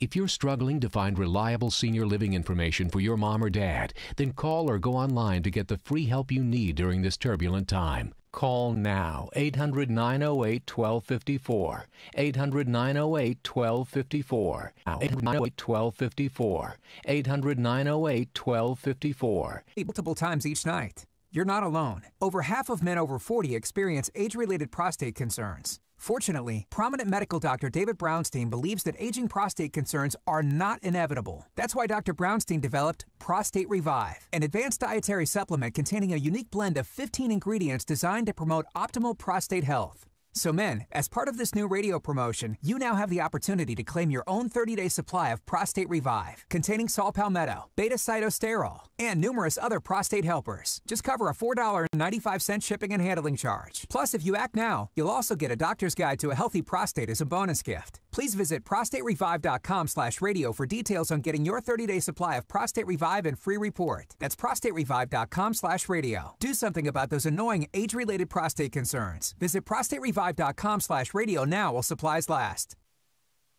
Hi, this is Mike Reagan. You need to watch out because thousands of new Obamacare rules are currently being implemented, and few know what the law says or does. Listen to what Senator Max Baucus, one of the authors of the Obamacare law, recently said. I tell you, I just see a huge train wreck coming down, and I don't see any results yet. I just see a huge train wreck. He's right. So protect yourself from this train wreck. Get the #1 bestseller, the Obamacare Survival Guide. Newsmax says it's the best guide to the new law.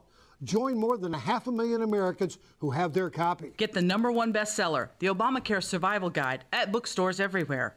Or get our special $4.95 offer and save $15 off the cover price by going now to Obamacare311.com. Obamacare311.com.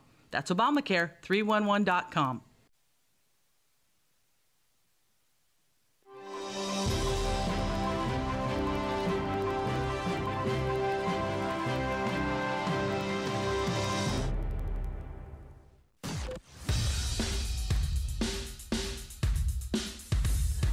This is not your typical Screamfest talk show. No. This is the next generation of talk radio. Here is Steve Malzberg. All right, folks, welcome back to the Steve Malzberg Show. And you know what time it is. If it's Friday and it's midway through the show, it's time for Malzberg's Media Madness with the one and only Noel Shepard, Associate Editor of News. Time for Malzberg's Media Madness with the one and only Noel Shepard, Associate Editor of News, of his stories, his fine stories that Newsbusters got linked on the Drudge Report, but was at least two that I could recall off the top of my head. Are we ready to say hello to Noel? Hello to Noel. Hello to Noel. How are you? So how many did you get posted this week at Drudge? I think it's 3. Okay. Thereabouts. Cool. Yeah, 2 or 3. Very good. Very, very good. By the way, I just heard on CNN that they checked the states, the 24 states or so that have not that are doing it themselves, this health sign up, and not through the Obamacare. Total 54,000 people, and I think 16,000 of them are in Kentucky. The federal government will still not give CNN or anybody else an answer as to how many people have signed up for health insurance through the federal government system. I mean, it's pathetic. It is pathetic, and the reality is the traffic at these websites is irrelevant. I mean, the president isn't a blogger. He's not going for reads, okay? Pardon me. This is about getting people to the websites to sign up. So if 50 million people went to the website or went to one of the websites, right, and only 500,000 or whatever the number ends up being, the first couple of days, the numbers were under 1% of the folks that were going to the websites were signing up. And I think I know exactly why, and I think you do too. Because most people think they're signing up for free health insurance. Right. And when they find out that it's going to cost, they're not going to sign up. And especially, it's quite conceivable that even those that are going, I bet you a lot of people who have health insurance. I mean, I've spoken to several people who have gone to one of these sites. The reason is to see whether they could get insurance cheaper through the exchanges than what they're currently paying, right. To the private health insurance. And the answer is no. I haven't spoken to one person who's gotten it cheaper. So this has all of the trappings and all of the makings of an astonishing disaster. But I mean, it's still early to tell. I mean, and certainly a lot of us who predicted it was going to be a disaster to a certain extent. I mean, it sounds kind of awful, but we're expecting that that's going to be the case. Not necessarily hoping for it, of course, because that's kind of rude.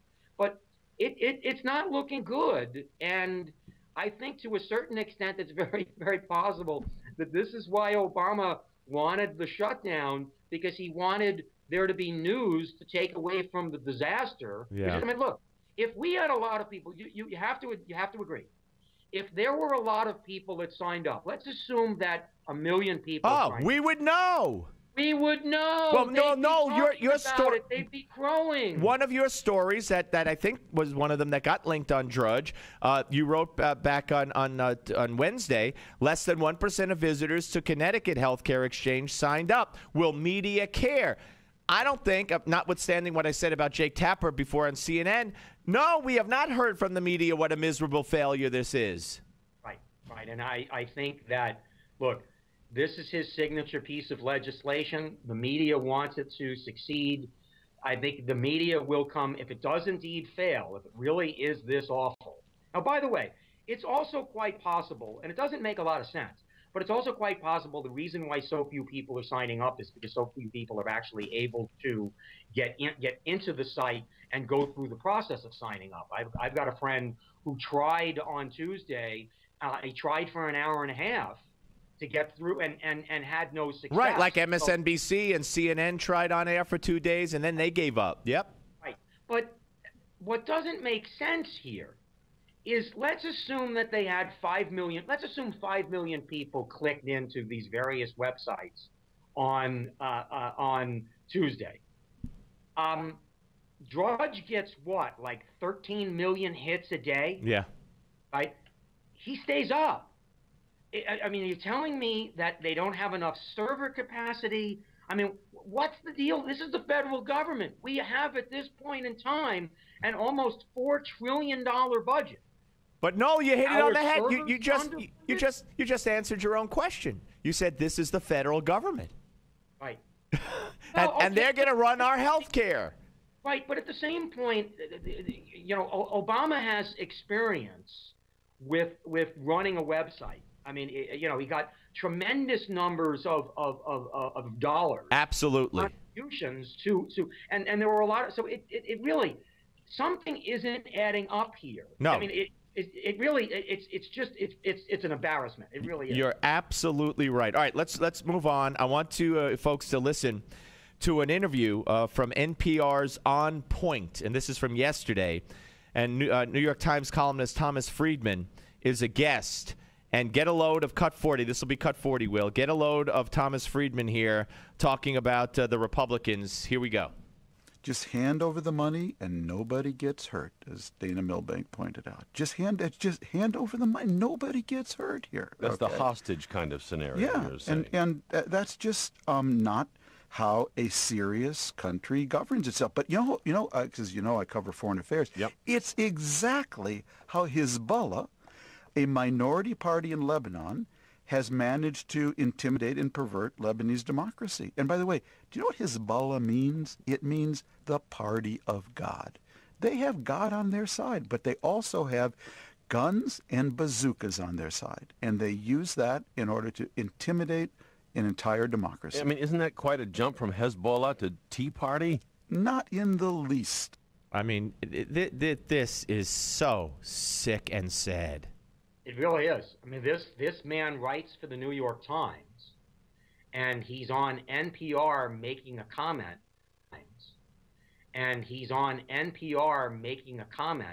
The continuing resolution and the debt ceiling. This is equivalent to Hezbollah, and he admits that Hezbollah has guns and bazookas. Does the GOP? Hezbollah intimidates people by killing them. Has the GOP killed anybody here? This is astonishing. And by the way, I was surprised Drudge didn't pick this up. I thought he'd be all over this one. Yeah.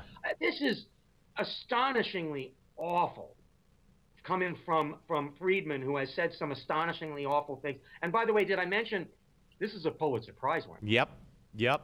Well, no, I mean, you know what? Not funny. It's not funny. The sad thing is, there's a good percentage of people in the media who 100% agree with him. Oh, absolutely. And a certain Nobel Peace Prize winner agrees with him also. And he goes by the name of Barack Obama, who today, again, used the gun analogy, saying, I'm not going to, well, he's out having a fast food restaurant meal. He's saying, I'm not going to negotiate while they hold a gun to the heads of the American public. Why don't these folks have any sense of history that this is the 18th time that the government has shut down, which, by the way, by my math means that it's happened 17 times prior. 12 times under the sainted Tip O'Neill. 12 times. Was he a terrorist? Was he Hezbollah?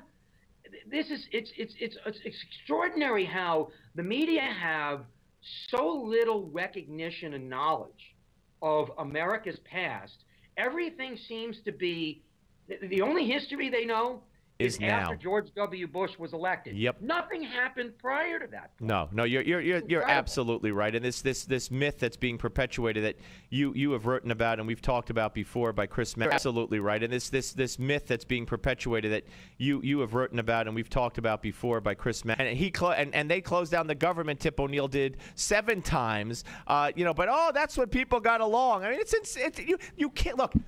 Noel, it doesn't matter anymore on TV or in news what the facts are. It doesn't matter if you're a blatant, bald-faced liar. You could say what you want to say, and as long as you're on the left, and you get a free pass. By the way, did you see Raul Labrador on Oh, on boy, Sunday? did I ever. He gave it to him. Yes, as a matter of fact, I hope to be able to pull that cut up. But in the meantime, from a story that you wrote yesterday, this, by the way, I hope I'm not giving you my cold. I'm on antibiotics through the microphone because... No.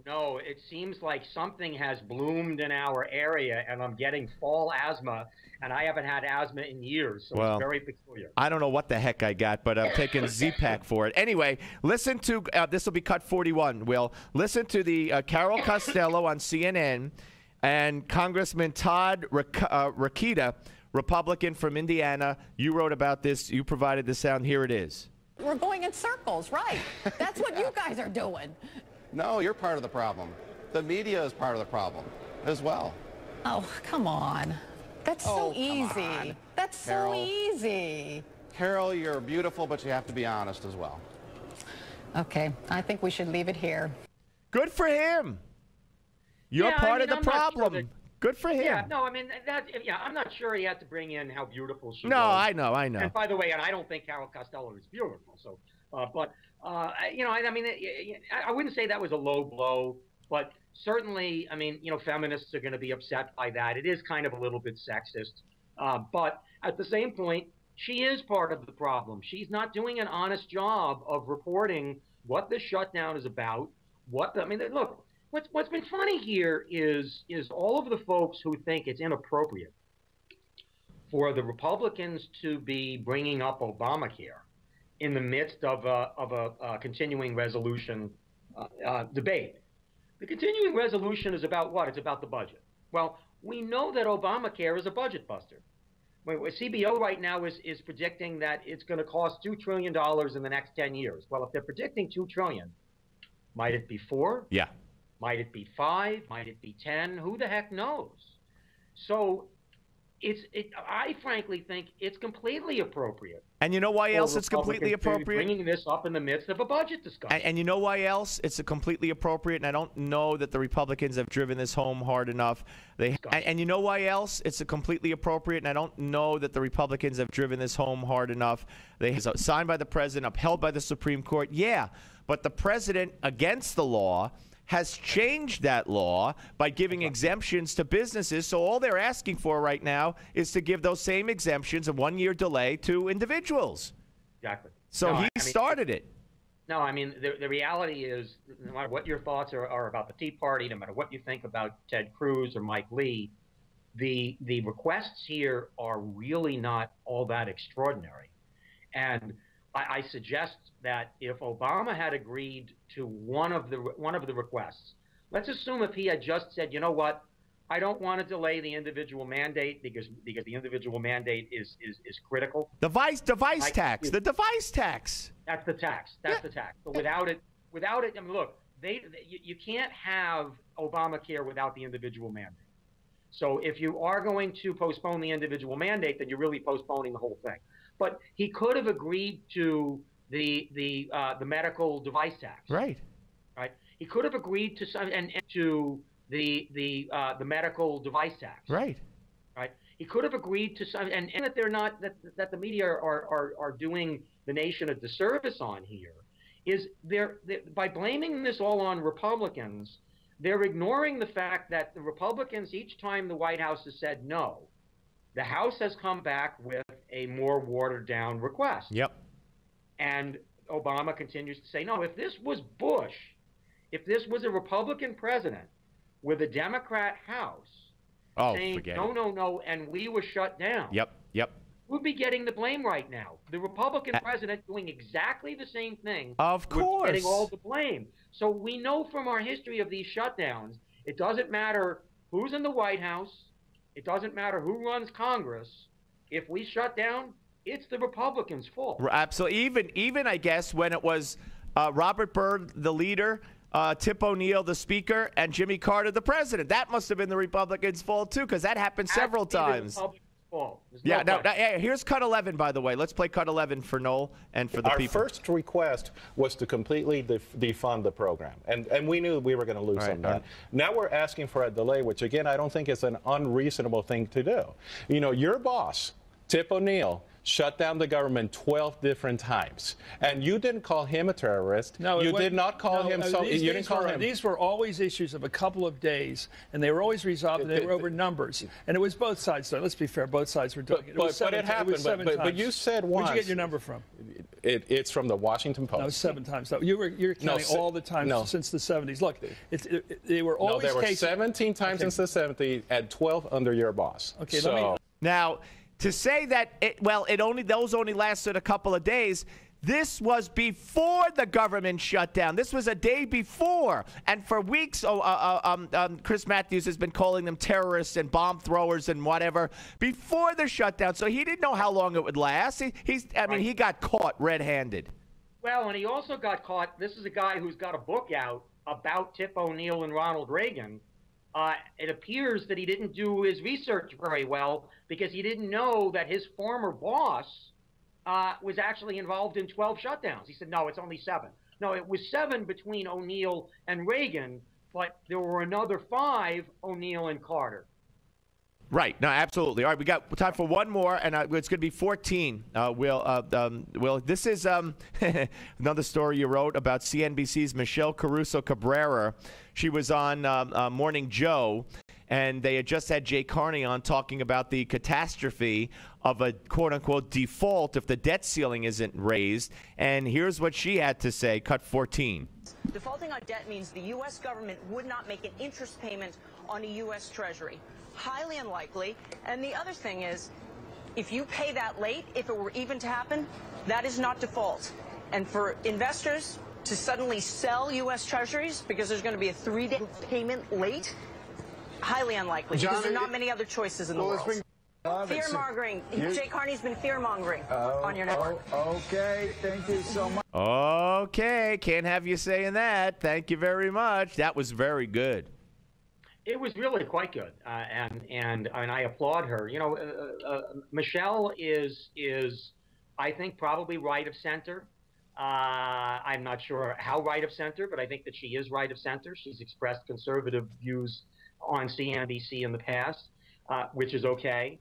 But I think that what was interesting here is it's clear that folks like Carney, folks like, unfortunately, the president, folks like Harry Reid, folks like Nancy Pelosi, folks like Chuck Schumer, folks like Dick Durbin, are allowed to say anything they want, irrespective of accuracy, and the media won't challenge them on it. I mean, you do realize, and I know you do, that if we had an honest media, oh my God, we'd have a significantly more informed public, because Jay Carney couldn't come on and fearmonger all of the things that they're claiming are going to happen if we don't extend the debt ceiling, we don't increase the debt ceiling.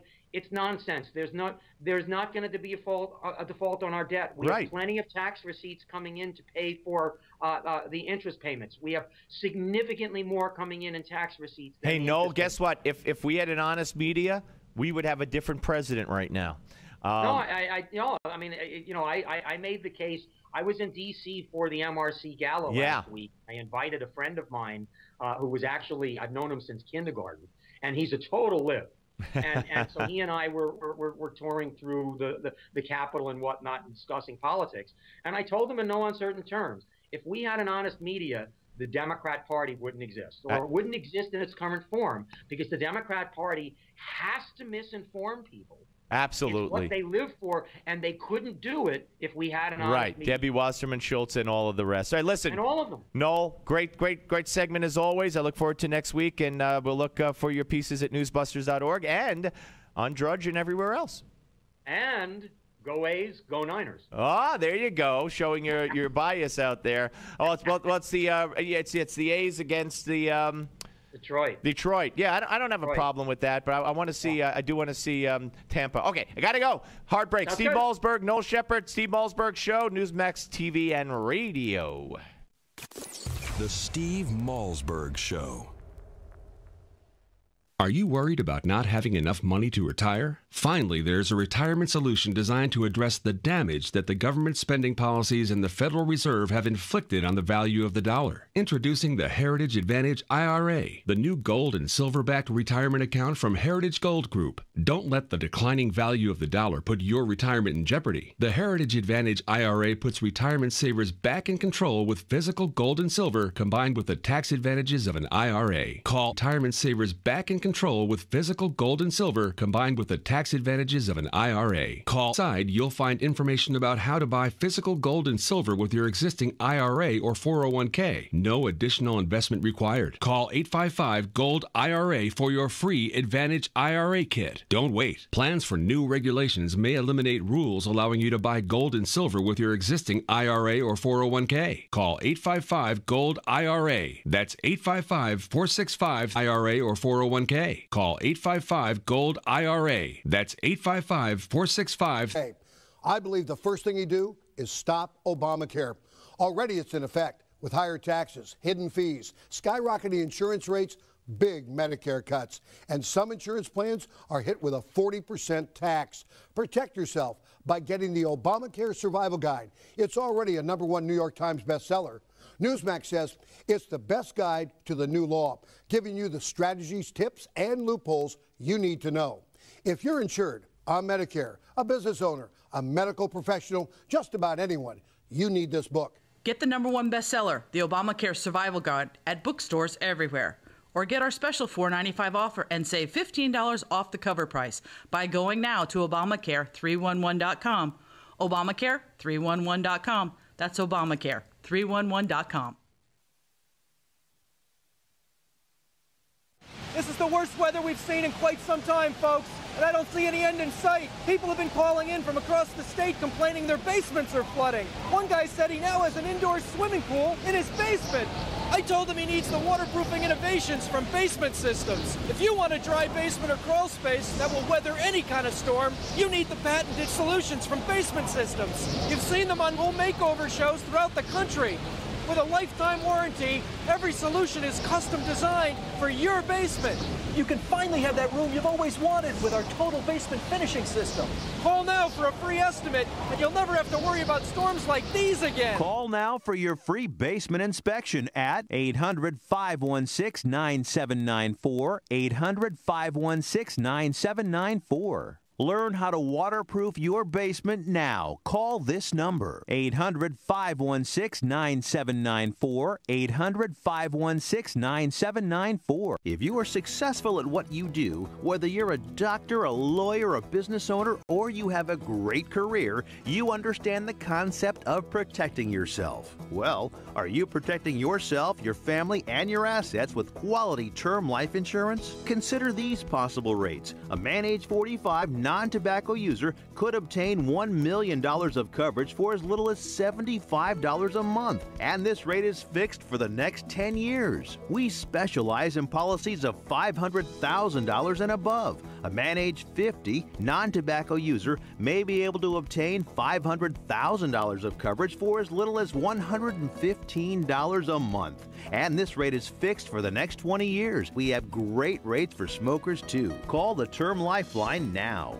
800-430-1309, 800-430-1309, 800-430-1309.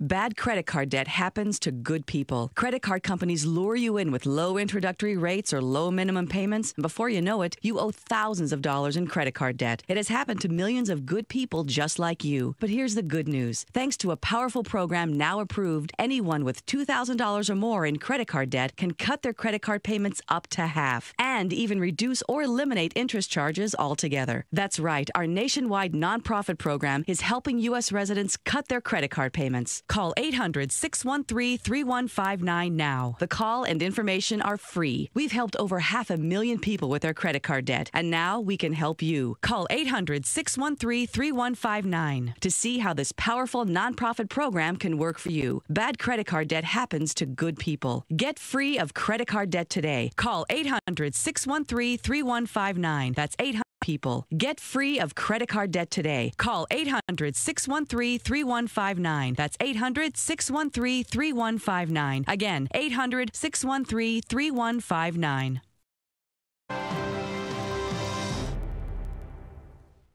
The Steve Malzberg Show is just a bit different from the other radio shows. We have TV cameras.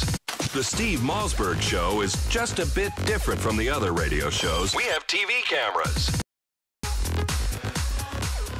All right, folks, welcome back to the big Steve Malzberg Show. For those of you sticking around for the next hour, George Vesey of the New York Times will join us. A-Rod, Alex Rodriguez, has sued Major League Baseball. Yes, we will talk about that in the next hour. We'll also talk about, well, is there a middle ground solution for the Israeli-Palestinian situation? I say never going to happen. Never going to happen.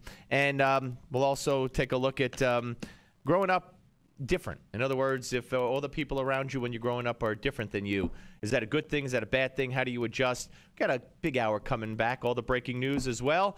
Right here, keep it here on the Steve Malzberg Show. Big hour coming back. All the breaking news as well. Right here, keep it here on the Steve Malzberg Show. Attention anyone with diabetes or pre-diabetes. A special website has been created just for you at the free website 99reverse.com. We reveal the one weird spice that's probably in your kitchen right now and how it normalizes blood sugar levels. People who have followed this plan, exactly as found at 99reverse.com, have not only normalized their blood sugar, but stopped taking their diabetes medications with their doctor's astounded approval. Now you can take this natural, safe, and drug-free approach to reversing diabetes. You won't get this advice anywhere else. At 99reverse.com, we reveal 3 common doctor recommendations about diabetes and why they are horribly wrong. Plus, you get 3 specific actions to take right now today that get your blood sugar under control in 4 weeks or less. Go right now to 99reverse.com. Is it possible to reverse diabetes? Visit 99reverse.com and find out now while this revolutionary video is still available online for free. People who have followed this plan have not only normalized their blood sugar, but stopped taking their diabetes medication. That's 99reverse.com. 99reverse.com. Do you have a motorized wheelchair or scooter that needs repairs and you don't know where to turn? Then call the experts at Precision Repair Network. They are the specialists in repairing all makes and models of motorized wheelchairs and scooters. You can call 24/7 and they will come to you anywhere in the United States. They'll give you a loaner to use until they return yours in perfect condition. And your repairs may be covered by your Medicare or your private insurance, so there is little or no out-of-pocket cost to you. If your wheelchair or scooter needs repairs, call this special hotline now and learn how you can get door-to-door service on your repairs at little or no cost to you. Precision Repair Network. They'll get you moving again. Operators are ready to take your call right now. 800-978-4813. 800-978-4813. 800-978-4813. That's 800-978-4813.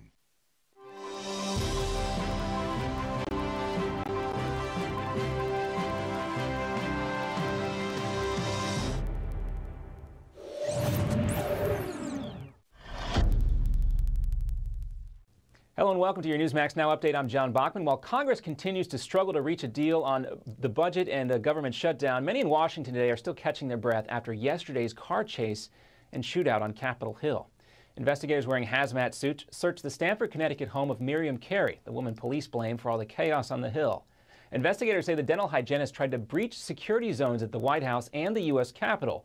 Police surrounded her car, but she took off, and after the chase, officers shot and killed her just outside the U.S. Capitol Thursday afternoon. All this while Carey's infant was also in the car. The child is approximately a year old and is in good condition and in protective custody. Today, family members are suggesting that Miriam suffered from some sort of depression or mental illness. Also, one Secret Service officer and a Capitol Police officer were injured during the incident.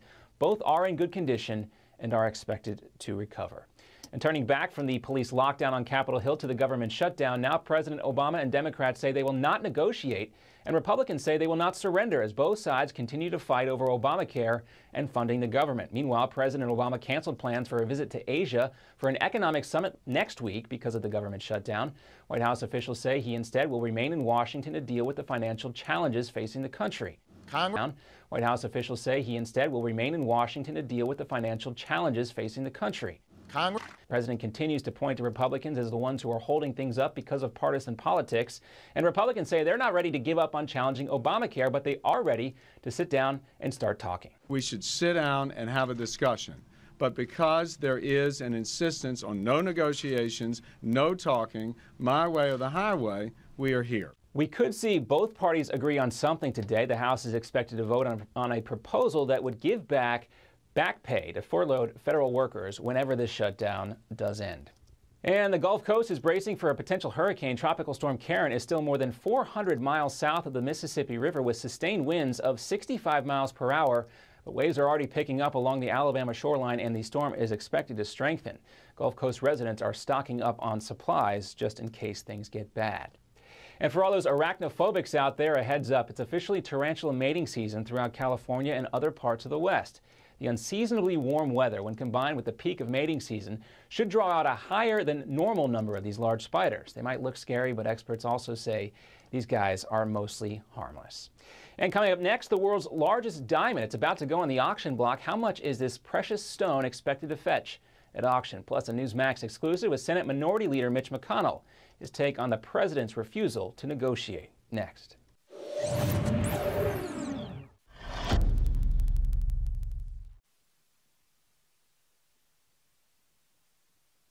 If you are successful at what you do, whether you're a doctor, a lawyer, a business owner, or you have a great career, you understand the concept of protecting yourself. Well, are you protecting yourself, your family, and your assets with quality term life insurance? Consider these possible rates. A man age 45 non-tobacco user could obtain $1 million of coverage for as little as $75 a month. And this rate is fixed for the next 10 years. We specialize in policies of $500,000 and above. A man age 50 non-tobacco user may be able to obtain $500,000 of coverage for as little as $115 a month. And this rate is fixed for the next 20 years. We have great rates for smokers too. Call the Term Lifeline now.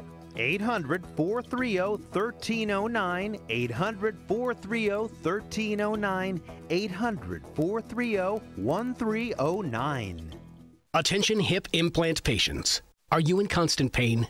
Have you received a letter from your doctor about your implant? Have you had or need a revision surgery? Do you have high levels of metal, chromium, or cobalt in your blood? Over 90,000 hip implant devices have been recalled due to defects and failures resulting in revision or replacement surgery. If you have a recalled hip implant, you may be entitled to substantial financial compensation. Call 800-460-0920 to see if your implant is affected by the recalls. If you or a loved one has a defective or recalled hip implant, you may be entitled to substantial financial compensation. Call 800-460-0920. That's 800-460-0920. Protect your legal rights today. Call 800-460-0920. This is an advertisement, not valid in all states. Paid non-attorney spokesperson. iLawsuit.com is an advertising group that represents lawyers advertising their services and is a free matching service for consumers. It is not a law firm or lawyer referral service.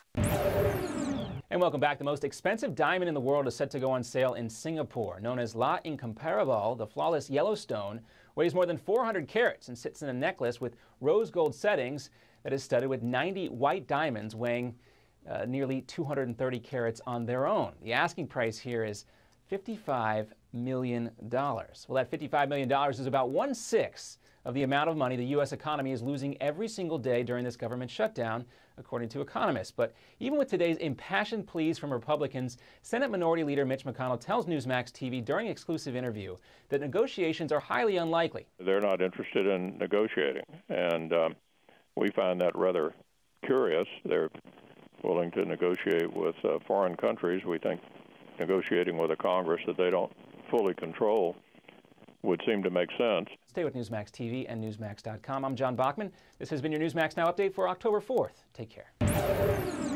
Are you ready? 5, 4, 3, 2, 1. Broadcasting live from the Newsmax studios, this is the Steve Malzberg Show. Be a part of the action by calling 855-777-9660. That's 855-777-9660. Or email Steve at malzbergshow@newsmax.com. Here is Steve Malzberg.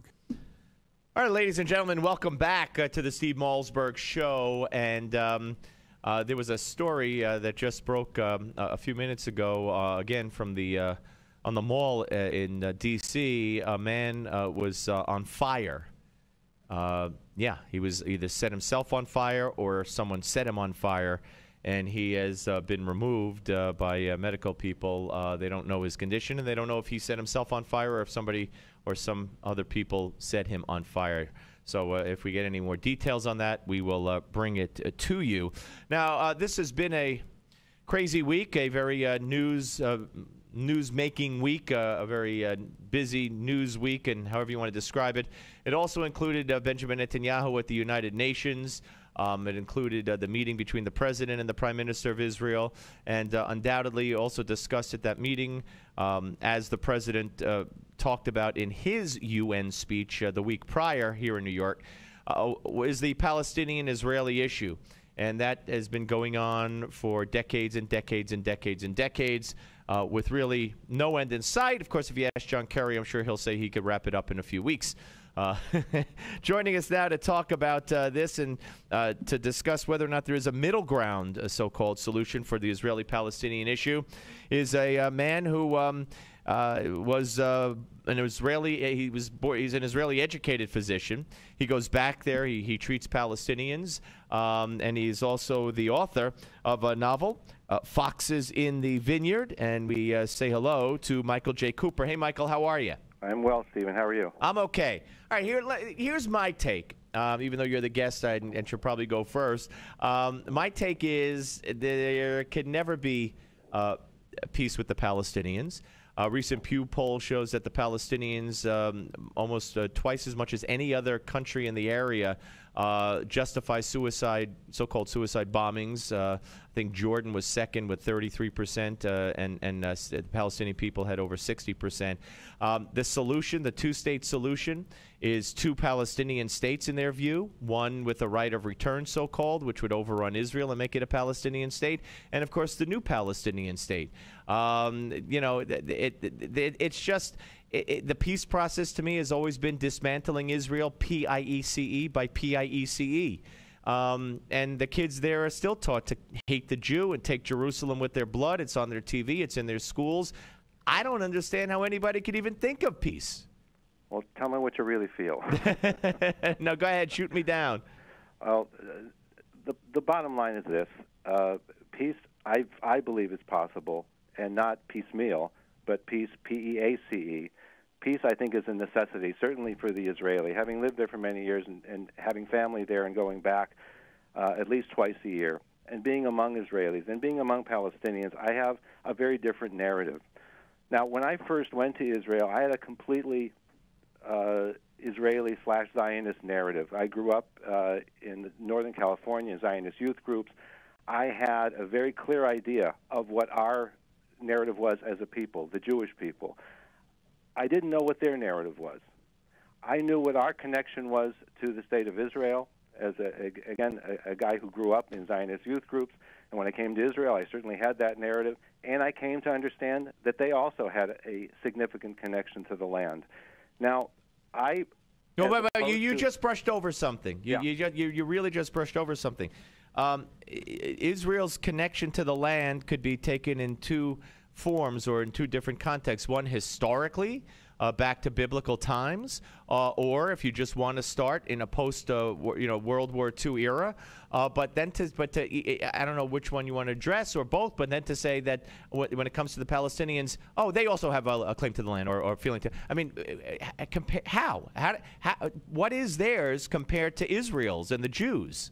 Clearly Israel and that particular point of the world has been a crossroads of history with the Ottomans, the British, the Persians sweeping, through that area over the millennia. So, indeed, if one tries to unravel history, one can really get lost in myriad little conversations about who was where and when. Well, I don't think it's myriad little conversations. I think it's pretty acknowledged if you believe in Judaism and if you believe in the organized religions that the Jews were in Israel, and I think that's a historical fact. And if you look at the world, after the Holocaust, the land was partitioned up, and the Jews were given the land of Israel. So I mean, I don't know what's in dispute exactly. And as you said, the land indeed was partitioned because there were people living there for thousands of years after the Jews were driven out of Israel. So there's clearly a very clear connection of the Jewish people to the land of Israel. There's also a very clear connection to those people who define themselves as Palestinians, and indeed that part of the real estate was defined as Palestine, even among the original settlers in the 19th century. They called themselves Palestinians. But there was no who was the president of Palestine? They were under the Ottomans. They had no right. So you're telling me they got a connection because it was their land and they called themselves Palestine, but there was no Palestine. You could call yourself whatever you want. They were living there, and they lived there for millennia. And they're not there anymore. Well, they still are there. They're on the West Bank. But these aren't the same people for the most part, and these are the same people. No. Well, not you're talking about the ones that from in 1940 that they're now in 2013. One cannot look at the family tree of every individual there. The fact of the matter is that there was a population living in the land of Israel. There are a very small number of Jews and a lot of non-Jews, a lot of Arab Christians and a lot of Muslim Christians. All right, well, then explain this to me. You talk about the West Bank, and the mantra of the left is always, and the mantra of the media, and the mantra of every Jew-hating entity there is that Israel has to give the land back to the Palestinians. Well, from what I recall, when Israel went to war, they fought Jordan, they fought Egypt, and they fought Syria. When did the Palestinians have Jerusalem? The Jordanians controlled Jerusalem and used the tombstones in Jewish cemeteries as urinals and wouldn't let Jews in. So where did the Palestinians get Jerusalem back? And the West Bank back? That was taken from Jordan. So historically, recent history even, doesn't fly. Doesn't make sense what you're saying. Well, let's look at recent history. Indeed, there were individuals of Arab persuasion, whether Christian Arabs or Muslim Arabs, living in that particular part of the world for millennia. Okay, they did not have an autonomous government under the Ottomans for 700 years. They did not have a government under the British mandate, but they were partitioned. They were recognized certainly by the UN and by the British as partners in that land, and it was decided to partition the land between the Jews and between the Arabs of Palestine. Now, of course, when the Hashemite Kingdom of Jordan, joined the fray, they annexed that part, and that really, certainly was not to the satisfaction of the people living there. They weren't particularly pleased with that. But getting They back to the kicked fact out that, Palestinians. Everybody has kicked out Palestinians.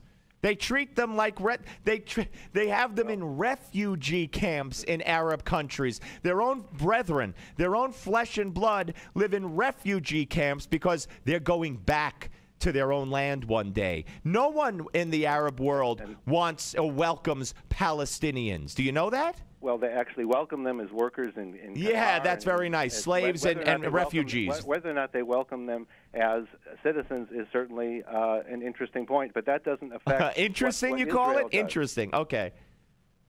Be that as it may, many Israelis feel, and many prominent Israelis feel, that there is a pragmatic need for peace.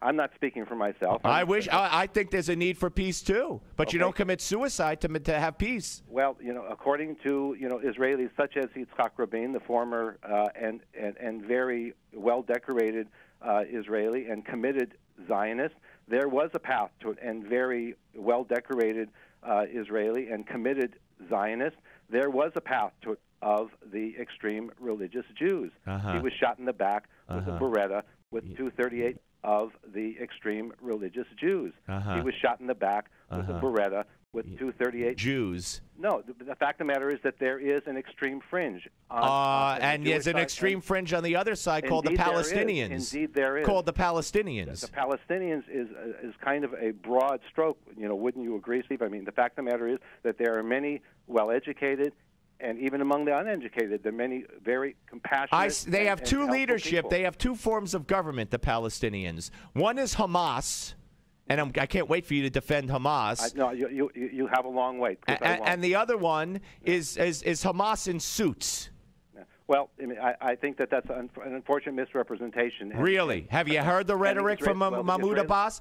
Do you know his history? Do you know about the Munich massacre and his role in it? The Israeli president, Shimon Peres, would not agree with you. He states over and over that Abu Mazen, as he's known, is a partner for peace. Right, sure, he's a great partner. Don't argue with me. Argue with Shimon Peres. Well, I don't need to argue with Shimon Peres. He's not running the country. So tell me exactly how peace is going to be achieved. Well, it comes down to pursuing a process where there is a way to verify compliance with a treaty. Treaties don't matter. Didn't you ever hear Yasser Arafat say you sign a treaty and you break it when you want? I don't know exactly where that quote from, but oh, you don't? Arafat is okay. Dead. Arafat is dead. Okay. Well, so is Yitzhak Rabin, with all due respect.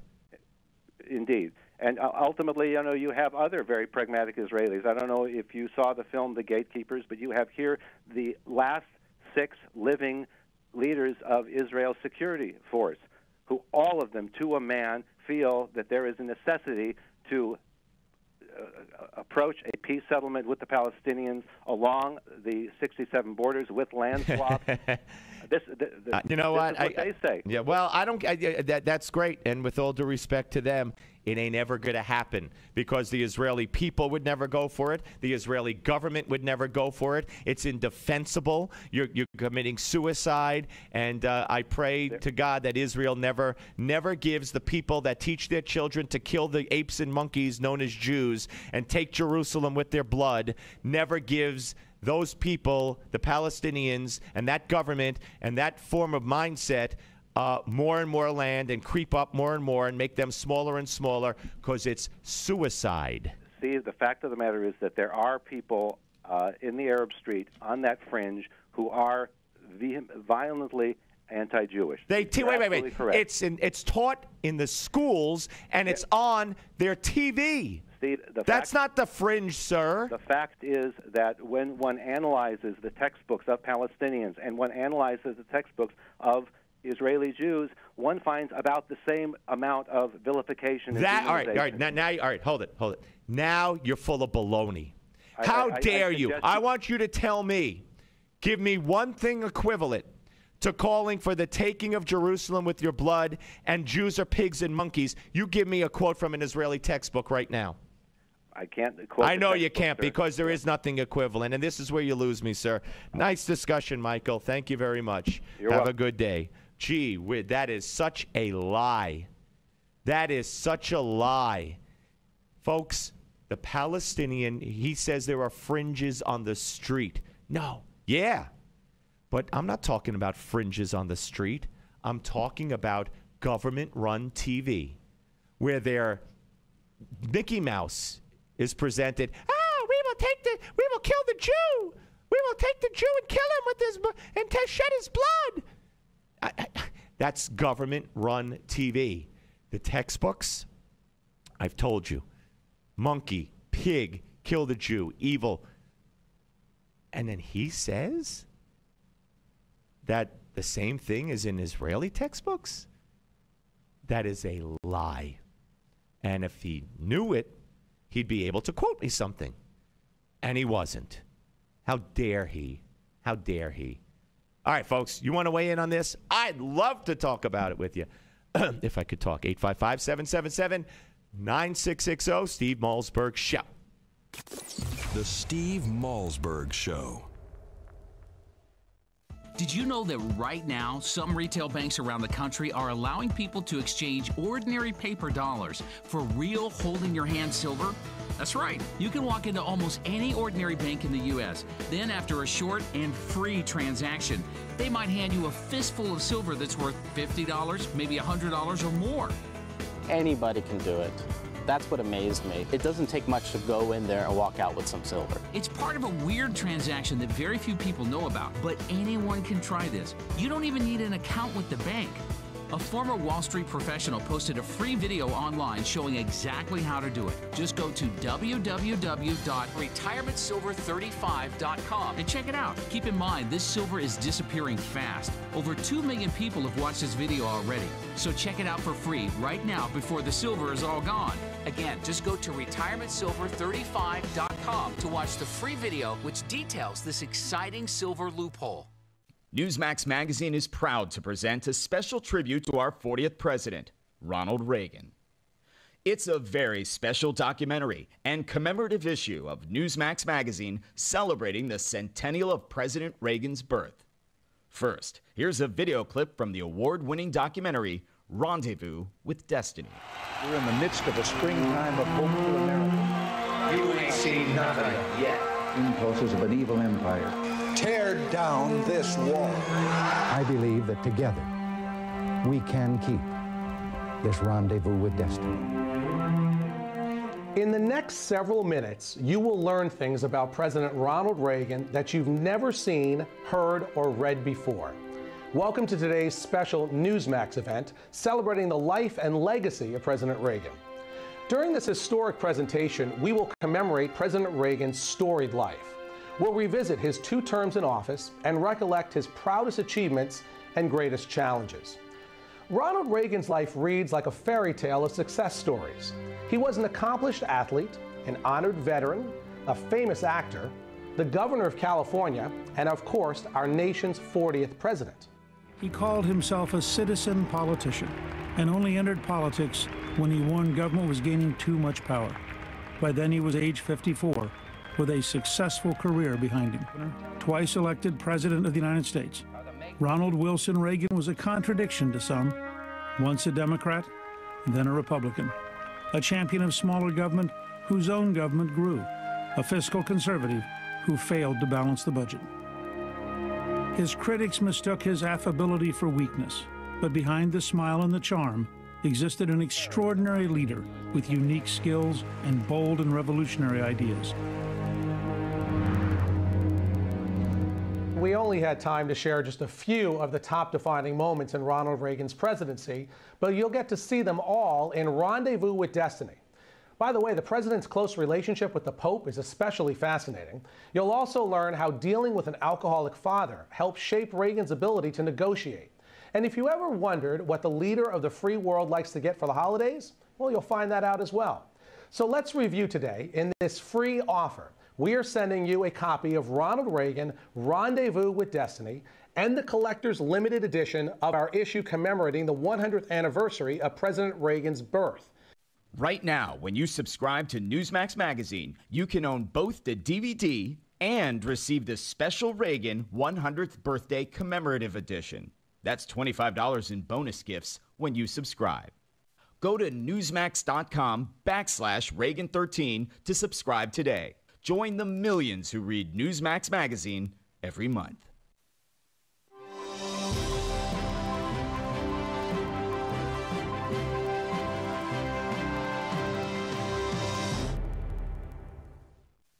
Sure, Steve might be a bit of a hypochondriac, but he never gets sick of breaking news. This is the Steve Malzberg Show. Call Steve at 1-855-777-9660. That's 1-855-777-9660. Here's Steve. Welcome back to the Steve Malzberg Show. It's a issue that obviously I'm very passionate about. And I'll never understand, in my view, Jews who, believe that, the Palestinians as a people want to coexist with the people of Israel, because I do not believe they do. Like I said, they have two elected governments. One is Hamas, and the other, I believe, is just about Hamas in a suit. And the government, when I talk about Palestinian-run television and textbooks, I'm not talking about the Gaza Strip and Hamas. I'm talking about the West Bank.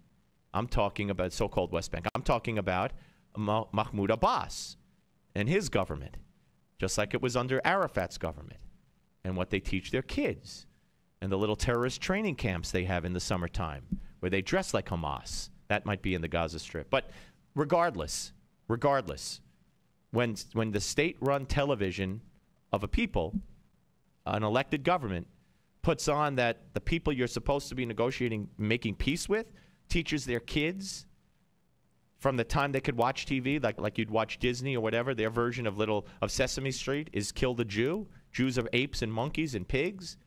And they sing songs and write poems about taking Jerusalem with our blood. And they name soccer stadiums after homicide bombers who kill innocent people. They put out baseball cards for these suicide, homicide bombers. That's a sick culture. Why would you give away land to people like that? I mean, could you imagine if Israel did that? And this previous guest says, oh, they do, the textbooks. Yeah, just like that. Yeah. So name me something, sir. Well, I can't do that. Gee, I wonder why. Just crazy stuff. Crazy, crazy world. Again, I believe in my heart, and I have evidence to prove. You look at the polls, you look at the negotiations, you look at the demands from the Palestinians. Their two-state solution is Israel, with the so-called right of return of Palestinians to go to Israel, overrunning Israel and making it Palestinian, no longer Jewish, and then the new Palestinian state. So the two-state solution are two Palestinian states. Come on. Who are we kidding here? All right, folks. Alex Rodriguez suing baseball. We'll talk about that with the great George Vesey in a few minutes. But first, growing up in a different kind of area where no one is like you, none of your friends are like you, you're different. How do you adjust to that and succeed? We'll talk about it with our next guest. And it'll be a much more subdued conversation, I promise you. On the Steve Malzberg Show, Newsmax TV. Talk about it with our next guest. And it'll be a much more subdued conversation, I promise you. On the Steve Malzberg Show, Newsmax TV. Did you know that right now, some retail banks around the country are allowing people to exchange ordinary paper dollars for real hold-in-your-hand silver? That's right. You can walk into almost any ordinary bank in the U.S. Then, after a short and free transaction, they might hand you a fistful of silver that's worth $50, maybe $100 or more. Anybody can do it.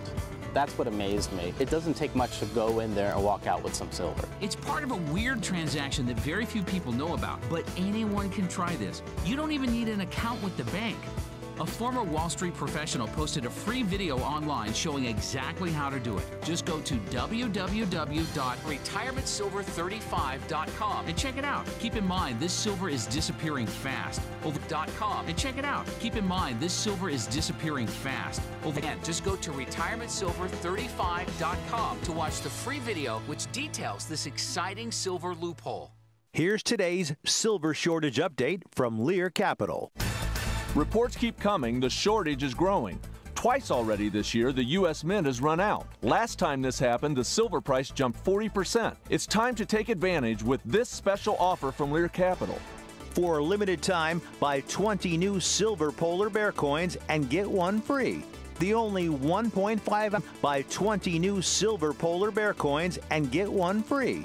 The only 1.5 ounce coin on the market. It's minted with the finest silver, carries a government guarantee, and is ethical. But don't wait. Silver supplies are shrinking and availability is not guaranteed. This offer is limited to a minimum purchase of $5,000. Call right now.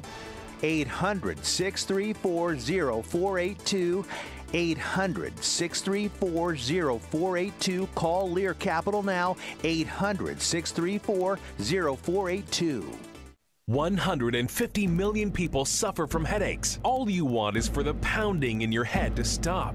Migralex stops the pounding. Migralex was developed by a neurologist and founder of the New York Headache Center. I'm neurologist Dr. Alex Malzberg. After studying and researching the human brain for 25 years, I've developed Migralex, which eliminates pounding headaches. It works for my patients, and I'm so convinced it will work for you. I don't just guarantee it, I put my name on it. Dr. Malzberg's Migralex gets rid of headaches fast without harsh caffeine, sodium, or preservatives. Migralex works unbelievably fast, and it's gentle on my stomach. Find out how to get your free bottle of Migralex. Call 800-532-2967. Plus, if you're one of the first 100 callers, you'll also receive the Migralex Quick Tips to Headache Relief absolutely free. That's 800-532-2967. Or go to migralexrelief.com. MIGRALEX relief.com. Or call 800-532-2967. Attention seniors and baby boomers. A new website has been created just for you. SocialSecurity311.com. At SocialSecurity311.com, we reveal a weird trick that could help you add $152,000 to your Social Security payouts. For example, did you know how you file for Social Security can dramatically change the amount of money you collect? One simple step could add up to $1,000 to your monthly payouts. And other loopholes we found reveal 33 ways for big savings on your health care. At SocialSecurity311.com, you will also discover how you could save up to 50% on your groceries, along with 49 other ways to save as much as $50,000 starting today. Newsmax says this website is a critical resource for anyone over the age of 50. So go to SocialSecurity311.com now to find out how you could add extra money to your Social Security checks. That's SocialSecurity311.com. SocialSecurity311.com.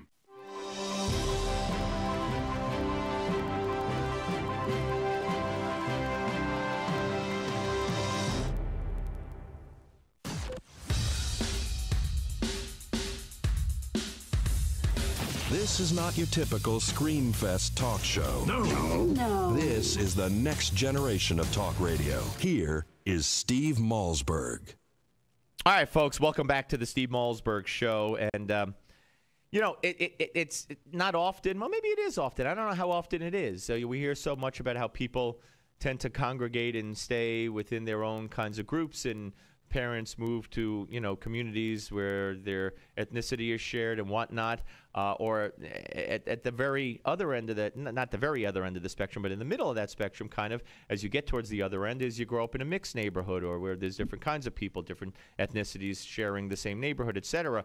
But it's I guess it's less and less typical, unless I'm wrong, that people, move into an area or grow up where you're almost the only person. For instance, if you're a student, you're the only person in your class who looks like you, and everybody else is different. And that can't be easy for a youngster either. But Jetta Mayberry grew up in a small town in Connecticut, and he looked around his classroom, as they say, and realized that nobody else looked like him. And he joins us right now. Hey, Jetta, how are you?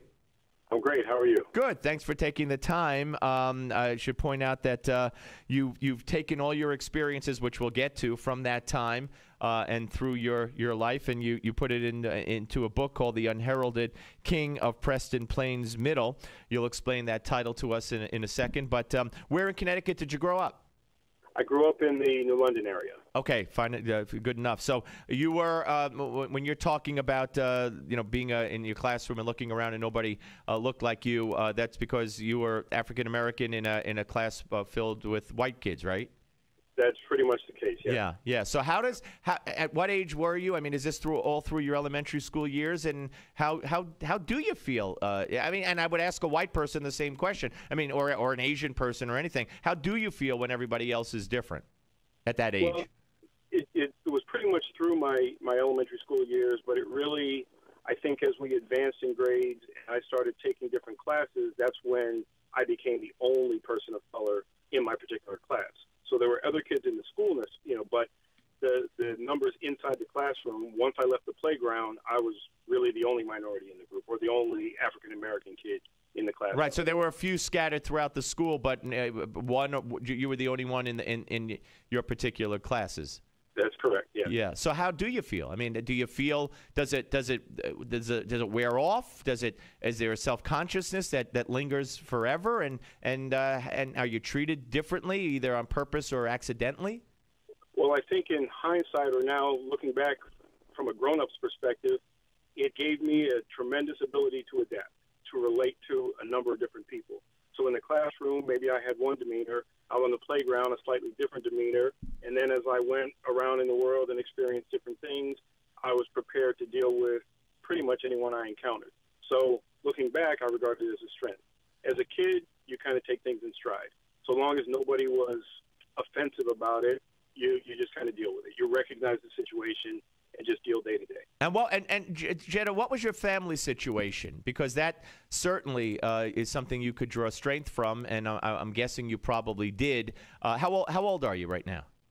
I am 48. Okay, so we're from the same generation kind of, and things were different. Family structure tended to be stronger, and family tended to be stronger. So, did your parents play a central role in helping mold you into the person you turned out to be, and gave you strength that you needed during those trying times? Yeah, absolutely. My father in particular was just completely unself-conscious. He was from Harlem, grew up in Harlem, but that was just an address. That's where he happened to live. He joined the Navy fairly young, like just out of high school. And again, he was thrust in a circumstance where he encountered all kinds of people. And again, this is, late 50s, early 60s. He's trying to qualify on submarine. And, he's a fish out of water, but he never saw himself that way. And that's, an attribute that I tried to pick up from him. Now, we should point out to the folks, in addition to writing The Unheralded King of Preston Plains Middle, you hold about 24 patents in technology-related fields. You have your bachelor's degree, and you have your master's degree from Georgia Institute of Technology. So you went on to do quite well for yourself. But interesting, after you left high school, you went kind of in the opposite direction. You went to a traditionally black university, where you found yourself surrounded by everybody who looked like you, correct? Correct.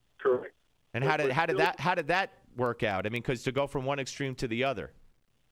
Interesting enough, being from Connecticut, I became a different kind of minority. I talked different. I had a different accent than everyone. And again, at that age, I learned to use that, to my advantage. You meet a girl, and I'm the standout guy. I'm the guy that's respected. But that was really sobering, because I then encountered people who I couldn't distinguish by color. I really had to get to know the individual. And let me tell you, I found some great friends there. I had some tremendous disappointments from people who looked just like me. And that was an eye-opening experience. Yeah, and that's probably an experience that, unless you lived the life you led up to that point, a person who didn't, in other words, a person who goes to a school where it is white or black, where there's plenty of whites and blacks, wouldn't live that experience. Wouldn't say, "Boy, I'm disappointed because maybe the guy who looks like me isn't a good guy." I mean, most kids know that kids who look like them are going to be good and going to be bad. They know that from a very young age, but it took you a while to understand that or experience that. Am I correct? That is correct. Absolutely. Yeah. All right. So, okay. So, yeah. I mean, tell me about the title of the book, The Unheralded King of Preston Plains Middle. So, The Unheralded King of Preston Plains, it's really about brothers. I wanted to explore the relationship between siblings, but brothers in particular. So this one kid who's, deemed the king of his middle school is a little kid. He's out of the ordinary. He's brown in color, but he doesn't participate in things that other kids of color do. He doesn't play football or basketball. He's into martial arts. He wants to compete in the Olympics. His younger brother is following in his shadow and, is trying to fit into fairly large shoes. This is a kid who is deemed the, most prolific fighter in his area, and he loves to fight. Fights for the sport of it more so than out of animosity. So I picked this small little town, not very far from the sport of it more so than out of animosity. So I picked this small little town, not very far from where I mostly, non-African American kids, but he doesn't associate with African American necessarily. And then when he goes to high school, he's thrust in a circumstance where the balance is a little more mixed. Yeah. So what you did, you took a lot from your experience and put it into this book, obviously. That's right. Yeah. And do you have brothers and sisters? I have an older sister. Yeah. And so she was also how old? Significantly older? No, just 2 years. Okay. 2 So years. was she in the same set of circumstances in her elementary school years as well? Right, and she found her way out. Mine was mostly through academics, but hers was sports. She played volleyball, she played softball, and that was kind of her niche, her in, and that's how she found a support group or a group of people she could relate to. Now let me ask you, and this is again, I would have the same conversation with a white student who the situation was the opposite, or an Asian student who was in a mixed school, but there were no Asians. But my question is, and I want to go back to the parenting. That's what's different today. I think a kid who would find himself in that situation, or a different situation, or a struggling situation, I don't think parents are home as much. I don't think parents are as available. I don't think I think the two-parent homes are dwindling away. So do you think you could have become the person that you are? And if you didn't have that family structure, and what advice would you give to youngsters who are going through what you went through, or going through any tough time, who don't have that family structure to help them through? Well, we absolutely, my sister and I both had, parents to look to who would come from, again, grew up in Harlem. They drew strength from that, but then they're now in southeastern Connecticut. They're trying to find their way, but they never hung their heads. They never looked down upon themselves. They looked at themselves as fitting in, where they had opportunity to fit in. They joined the bowling league and, made friends in that way. And I would much prefer to see a kid associate with a group of people that he has something in common with than to fall in with a group of people because he looks like that set of people, right, and they don't do as well in life. They're not doing things that he or she ought to be doing. All right. Well, very interesting conversation, and I am certainly glad we had it. Jetta Mayberry, and the book, The Unheralded King of Preston Plains Middle. You could get that at Amazon and Barnes & Noble, and also Bank Square Books in Mystic, Connecticut, not far from where you grew up, I guess. And appreciate talking to you, sir. Thank you. I appreciate the time. Thank you. All right. My pleasure. All right. There you go. Jetta Mayberry. Interesting story. I thought it was different. And good for a Friday. You know what else is different and good for a Friday? One of the greatest sports writers of all time and best-selling author, one of the greatest best-selling authors of all time, George Vesey, will join us from the New York Times to talk about A-Rod and baseball. He sued Major League Baseball yesterday. We'll talk about that when we come back right here on the Steve Malzberg Show, Newsmax TV and radio. The Steve Malzberg Show. Attention anyone with diabetes or prediabetes. A special website has been created just for you at the free website 99reverse.com. We reveal the one weird spice that's probably in your kitchen right now and how it normalizes blood sugar levels. People who have followed this plan, exactly as found at 99reverse.com, have not only normalized their blood sugar, but stopped taking their diabetes medications with their doctor's astounded approval. Now you can take this natural, safe, and drug-free approach to reversing diabetes. You won't get this advice anywhere else. At 99reverse.com, we reveal 3 common doctor recommendations about diabetes and why they are horribly wrong. Plus, you get 3 specific actions to take right now today that get your blood sugar under control in 4 weeks or less. Go right now to 99reverse.com. Is it possible to reverse diabetes? Visit 99reverse.com and find out now while this revolutionary video is still available online for free. People who have followed this plan have not only normalized their blood sugar, but stopped taking their diabetes medication. That's 99reverse.com. 99reverse.com. Hi, I'm Joan London, and if you're worried about your parent or a loved one living alone like I was, and you want reliable senior care information, then call A Place for Mom, the nation's largest senior living referral service. You'll get free information on assisted living, Alzheimer's care, nursing homes, even important financial information. They had obviously researched every place, not just given me names. Really? Yeah. They found me a place for what she could afford, and it was magnificent. We're now very confident that she's safe, and they just helped every step of the way, and I can't thank them enough. So if you're struggling to find reliable senior living information, call A Place for Mom. This is a free service, and you can trust them to help you. If you're struggling to find reliable senior living information for your mom or dad, then call or go online to get the free help you need during this turbulent time. Call now, 800-908-1254, 800-908-1254. If you're a man over 40, your prostate could be forcing you to urinate frequently, even disrupting your sleep multiple times each night. You're not alone. Over half of men over 40 experience age-related prostate concerns. Fortunately, prominent medical doctor David Brownstein believes that aging prostate concerns are not inevitable. That's why Dr. Brownstein developed Prostate Revive, an advanced dietary supplement containing a unique blend of 15 ingredients designed to promote optimal prostate health. So men, as part of this new radio promotion, you now have the opportunity to claim your own 30-day supply of Prostate Revive, containing saw palmetto, beta-cytosterol, and numerous other prostate helpers. Just cover a $4.95 shipping and handling charge. Plus, if you act now, you'll also get a doctor's guide to a healthy prostate as a bonus gift. Please visit prostaterevive.com/radio for details on getting your 30-day supply of Prostate Revive and free report. That's prostaterevive.com/radio. Do something about those annoying age-related prostate concerns. Visit prostaterevive.com/radio now while supplies last. A hot new book by Craig Smith argues that the greenback is now at high risk thanks to our spendthrift politicians. Mark Twain said, "The truth is stranger than fiction." The same is true of the Great Debasement, which began a century ago with the creation of the Federal Reserve and income tax. The result, today's dollar retains just 2 cents of its original buying power. Yes, progressive politicians have engineered the largest wealth confiscation in history, creating in essence a fourth branch of government. Learn what must be done to preserve your money if the dollar crashes. The good news is Swiss America is offering the Great Debasement, a $20 value free of charge for this special radio offer. 800-818-3967. 800-818-3967. 800-818-3967. Call Swiss America now for a free DVD. 800-818-3967.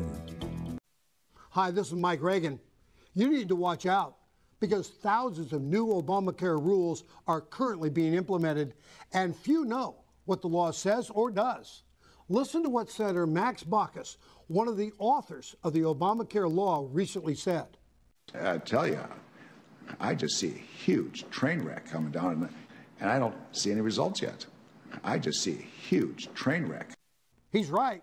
So protect yourself from this train wreck.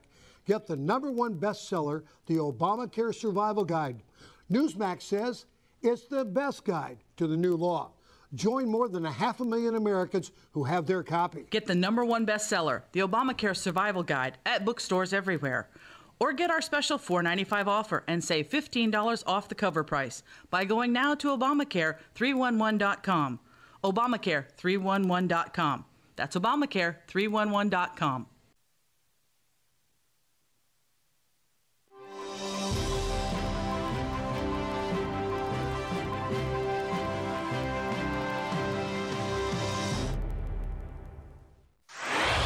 Microphones hot. Satellite link established. Studio lights illuminated. Cameras rolling. Audio and video encoders firing ones and zeros. Internet stream is streaming.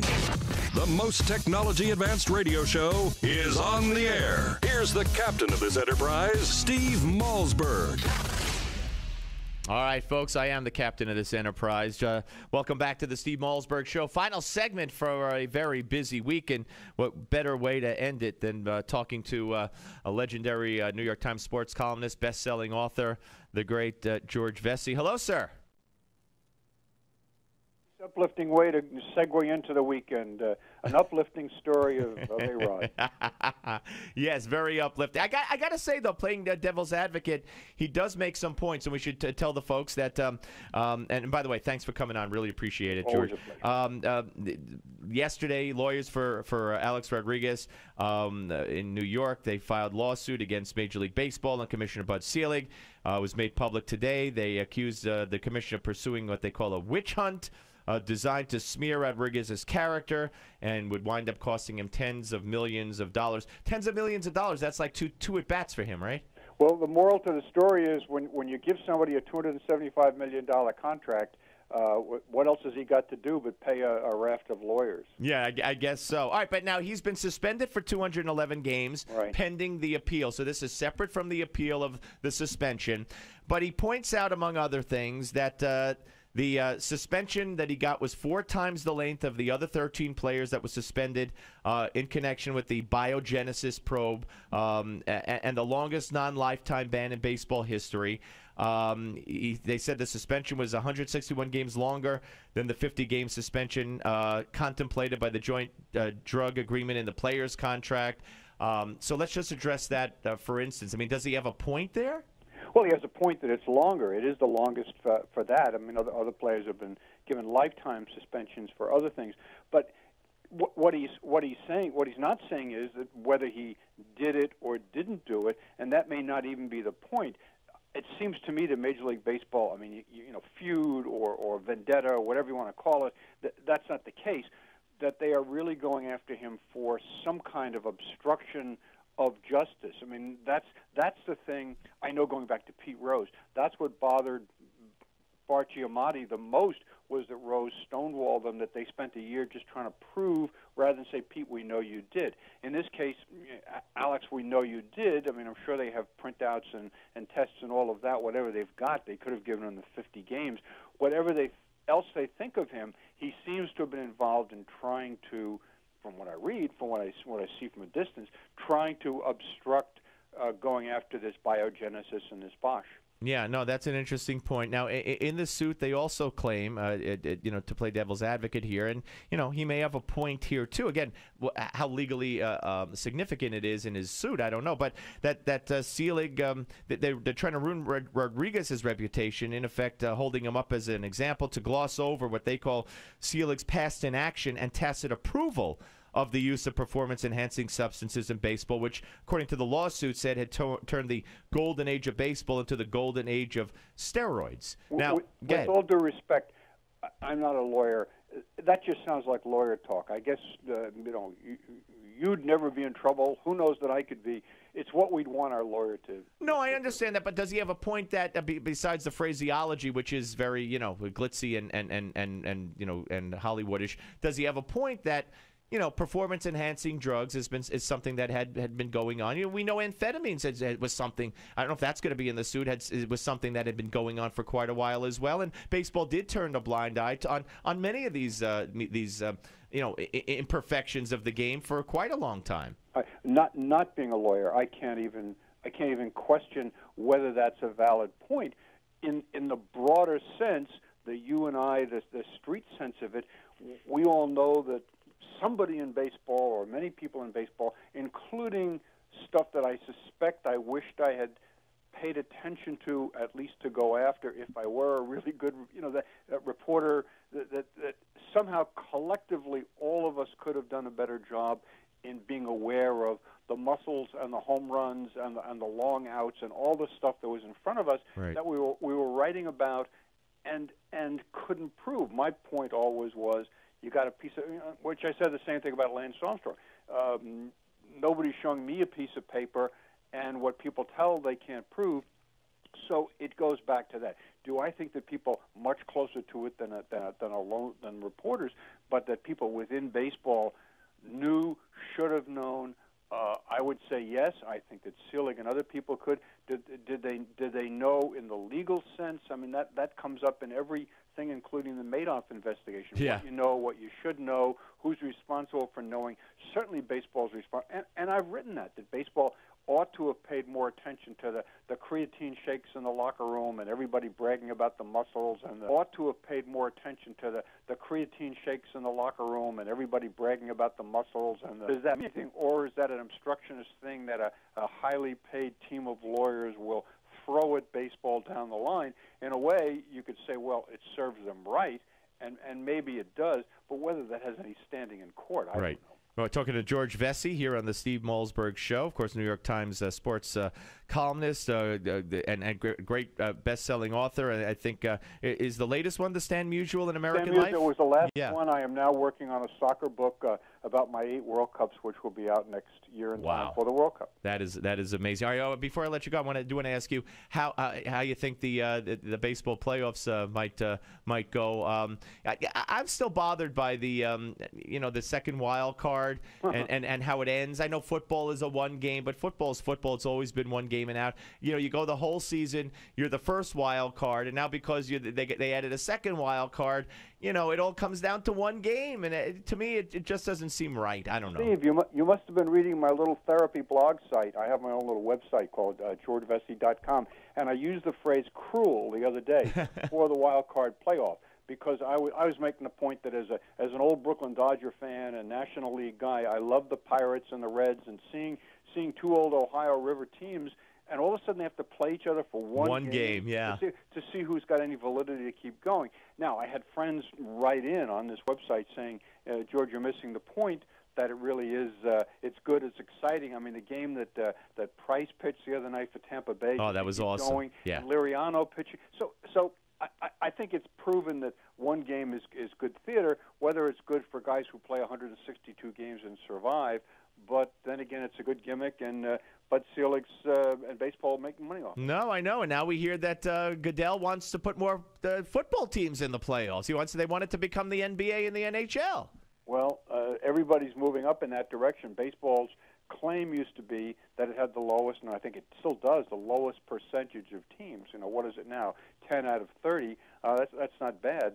Some of these teams are everybody gets in. Well, that's the thing. And George, I guess I'm a purist at heart when it comes to baseball, and that's why these records. We have lots of talented guys like Bernie Williams. I think had the record. He might steal for most home runs in postseason. But Beltran tied Babe Ruth for 7th for postseason. I know, but that's so misleading because, of course, as people may not know, back until fairly recently, historically, you had the one league winner play the other league winner, and the only playoffs were one series. Now you got 4 series in 1 year to win the World Series. Mickey Mantle hit his home runs off Lou Burdette and Warren Spahn and Don Newcomb, and Babe Ruth hit his home runs in the World Series and all of that.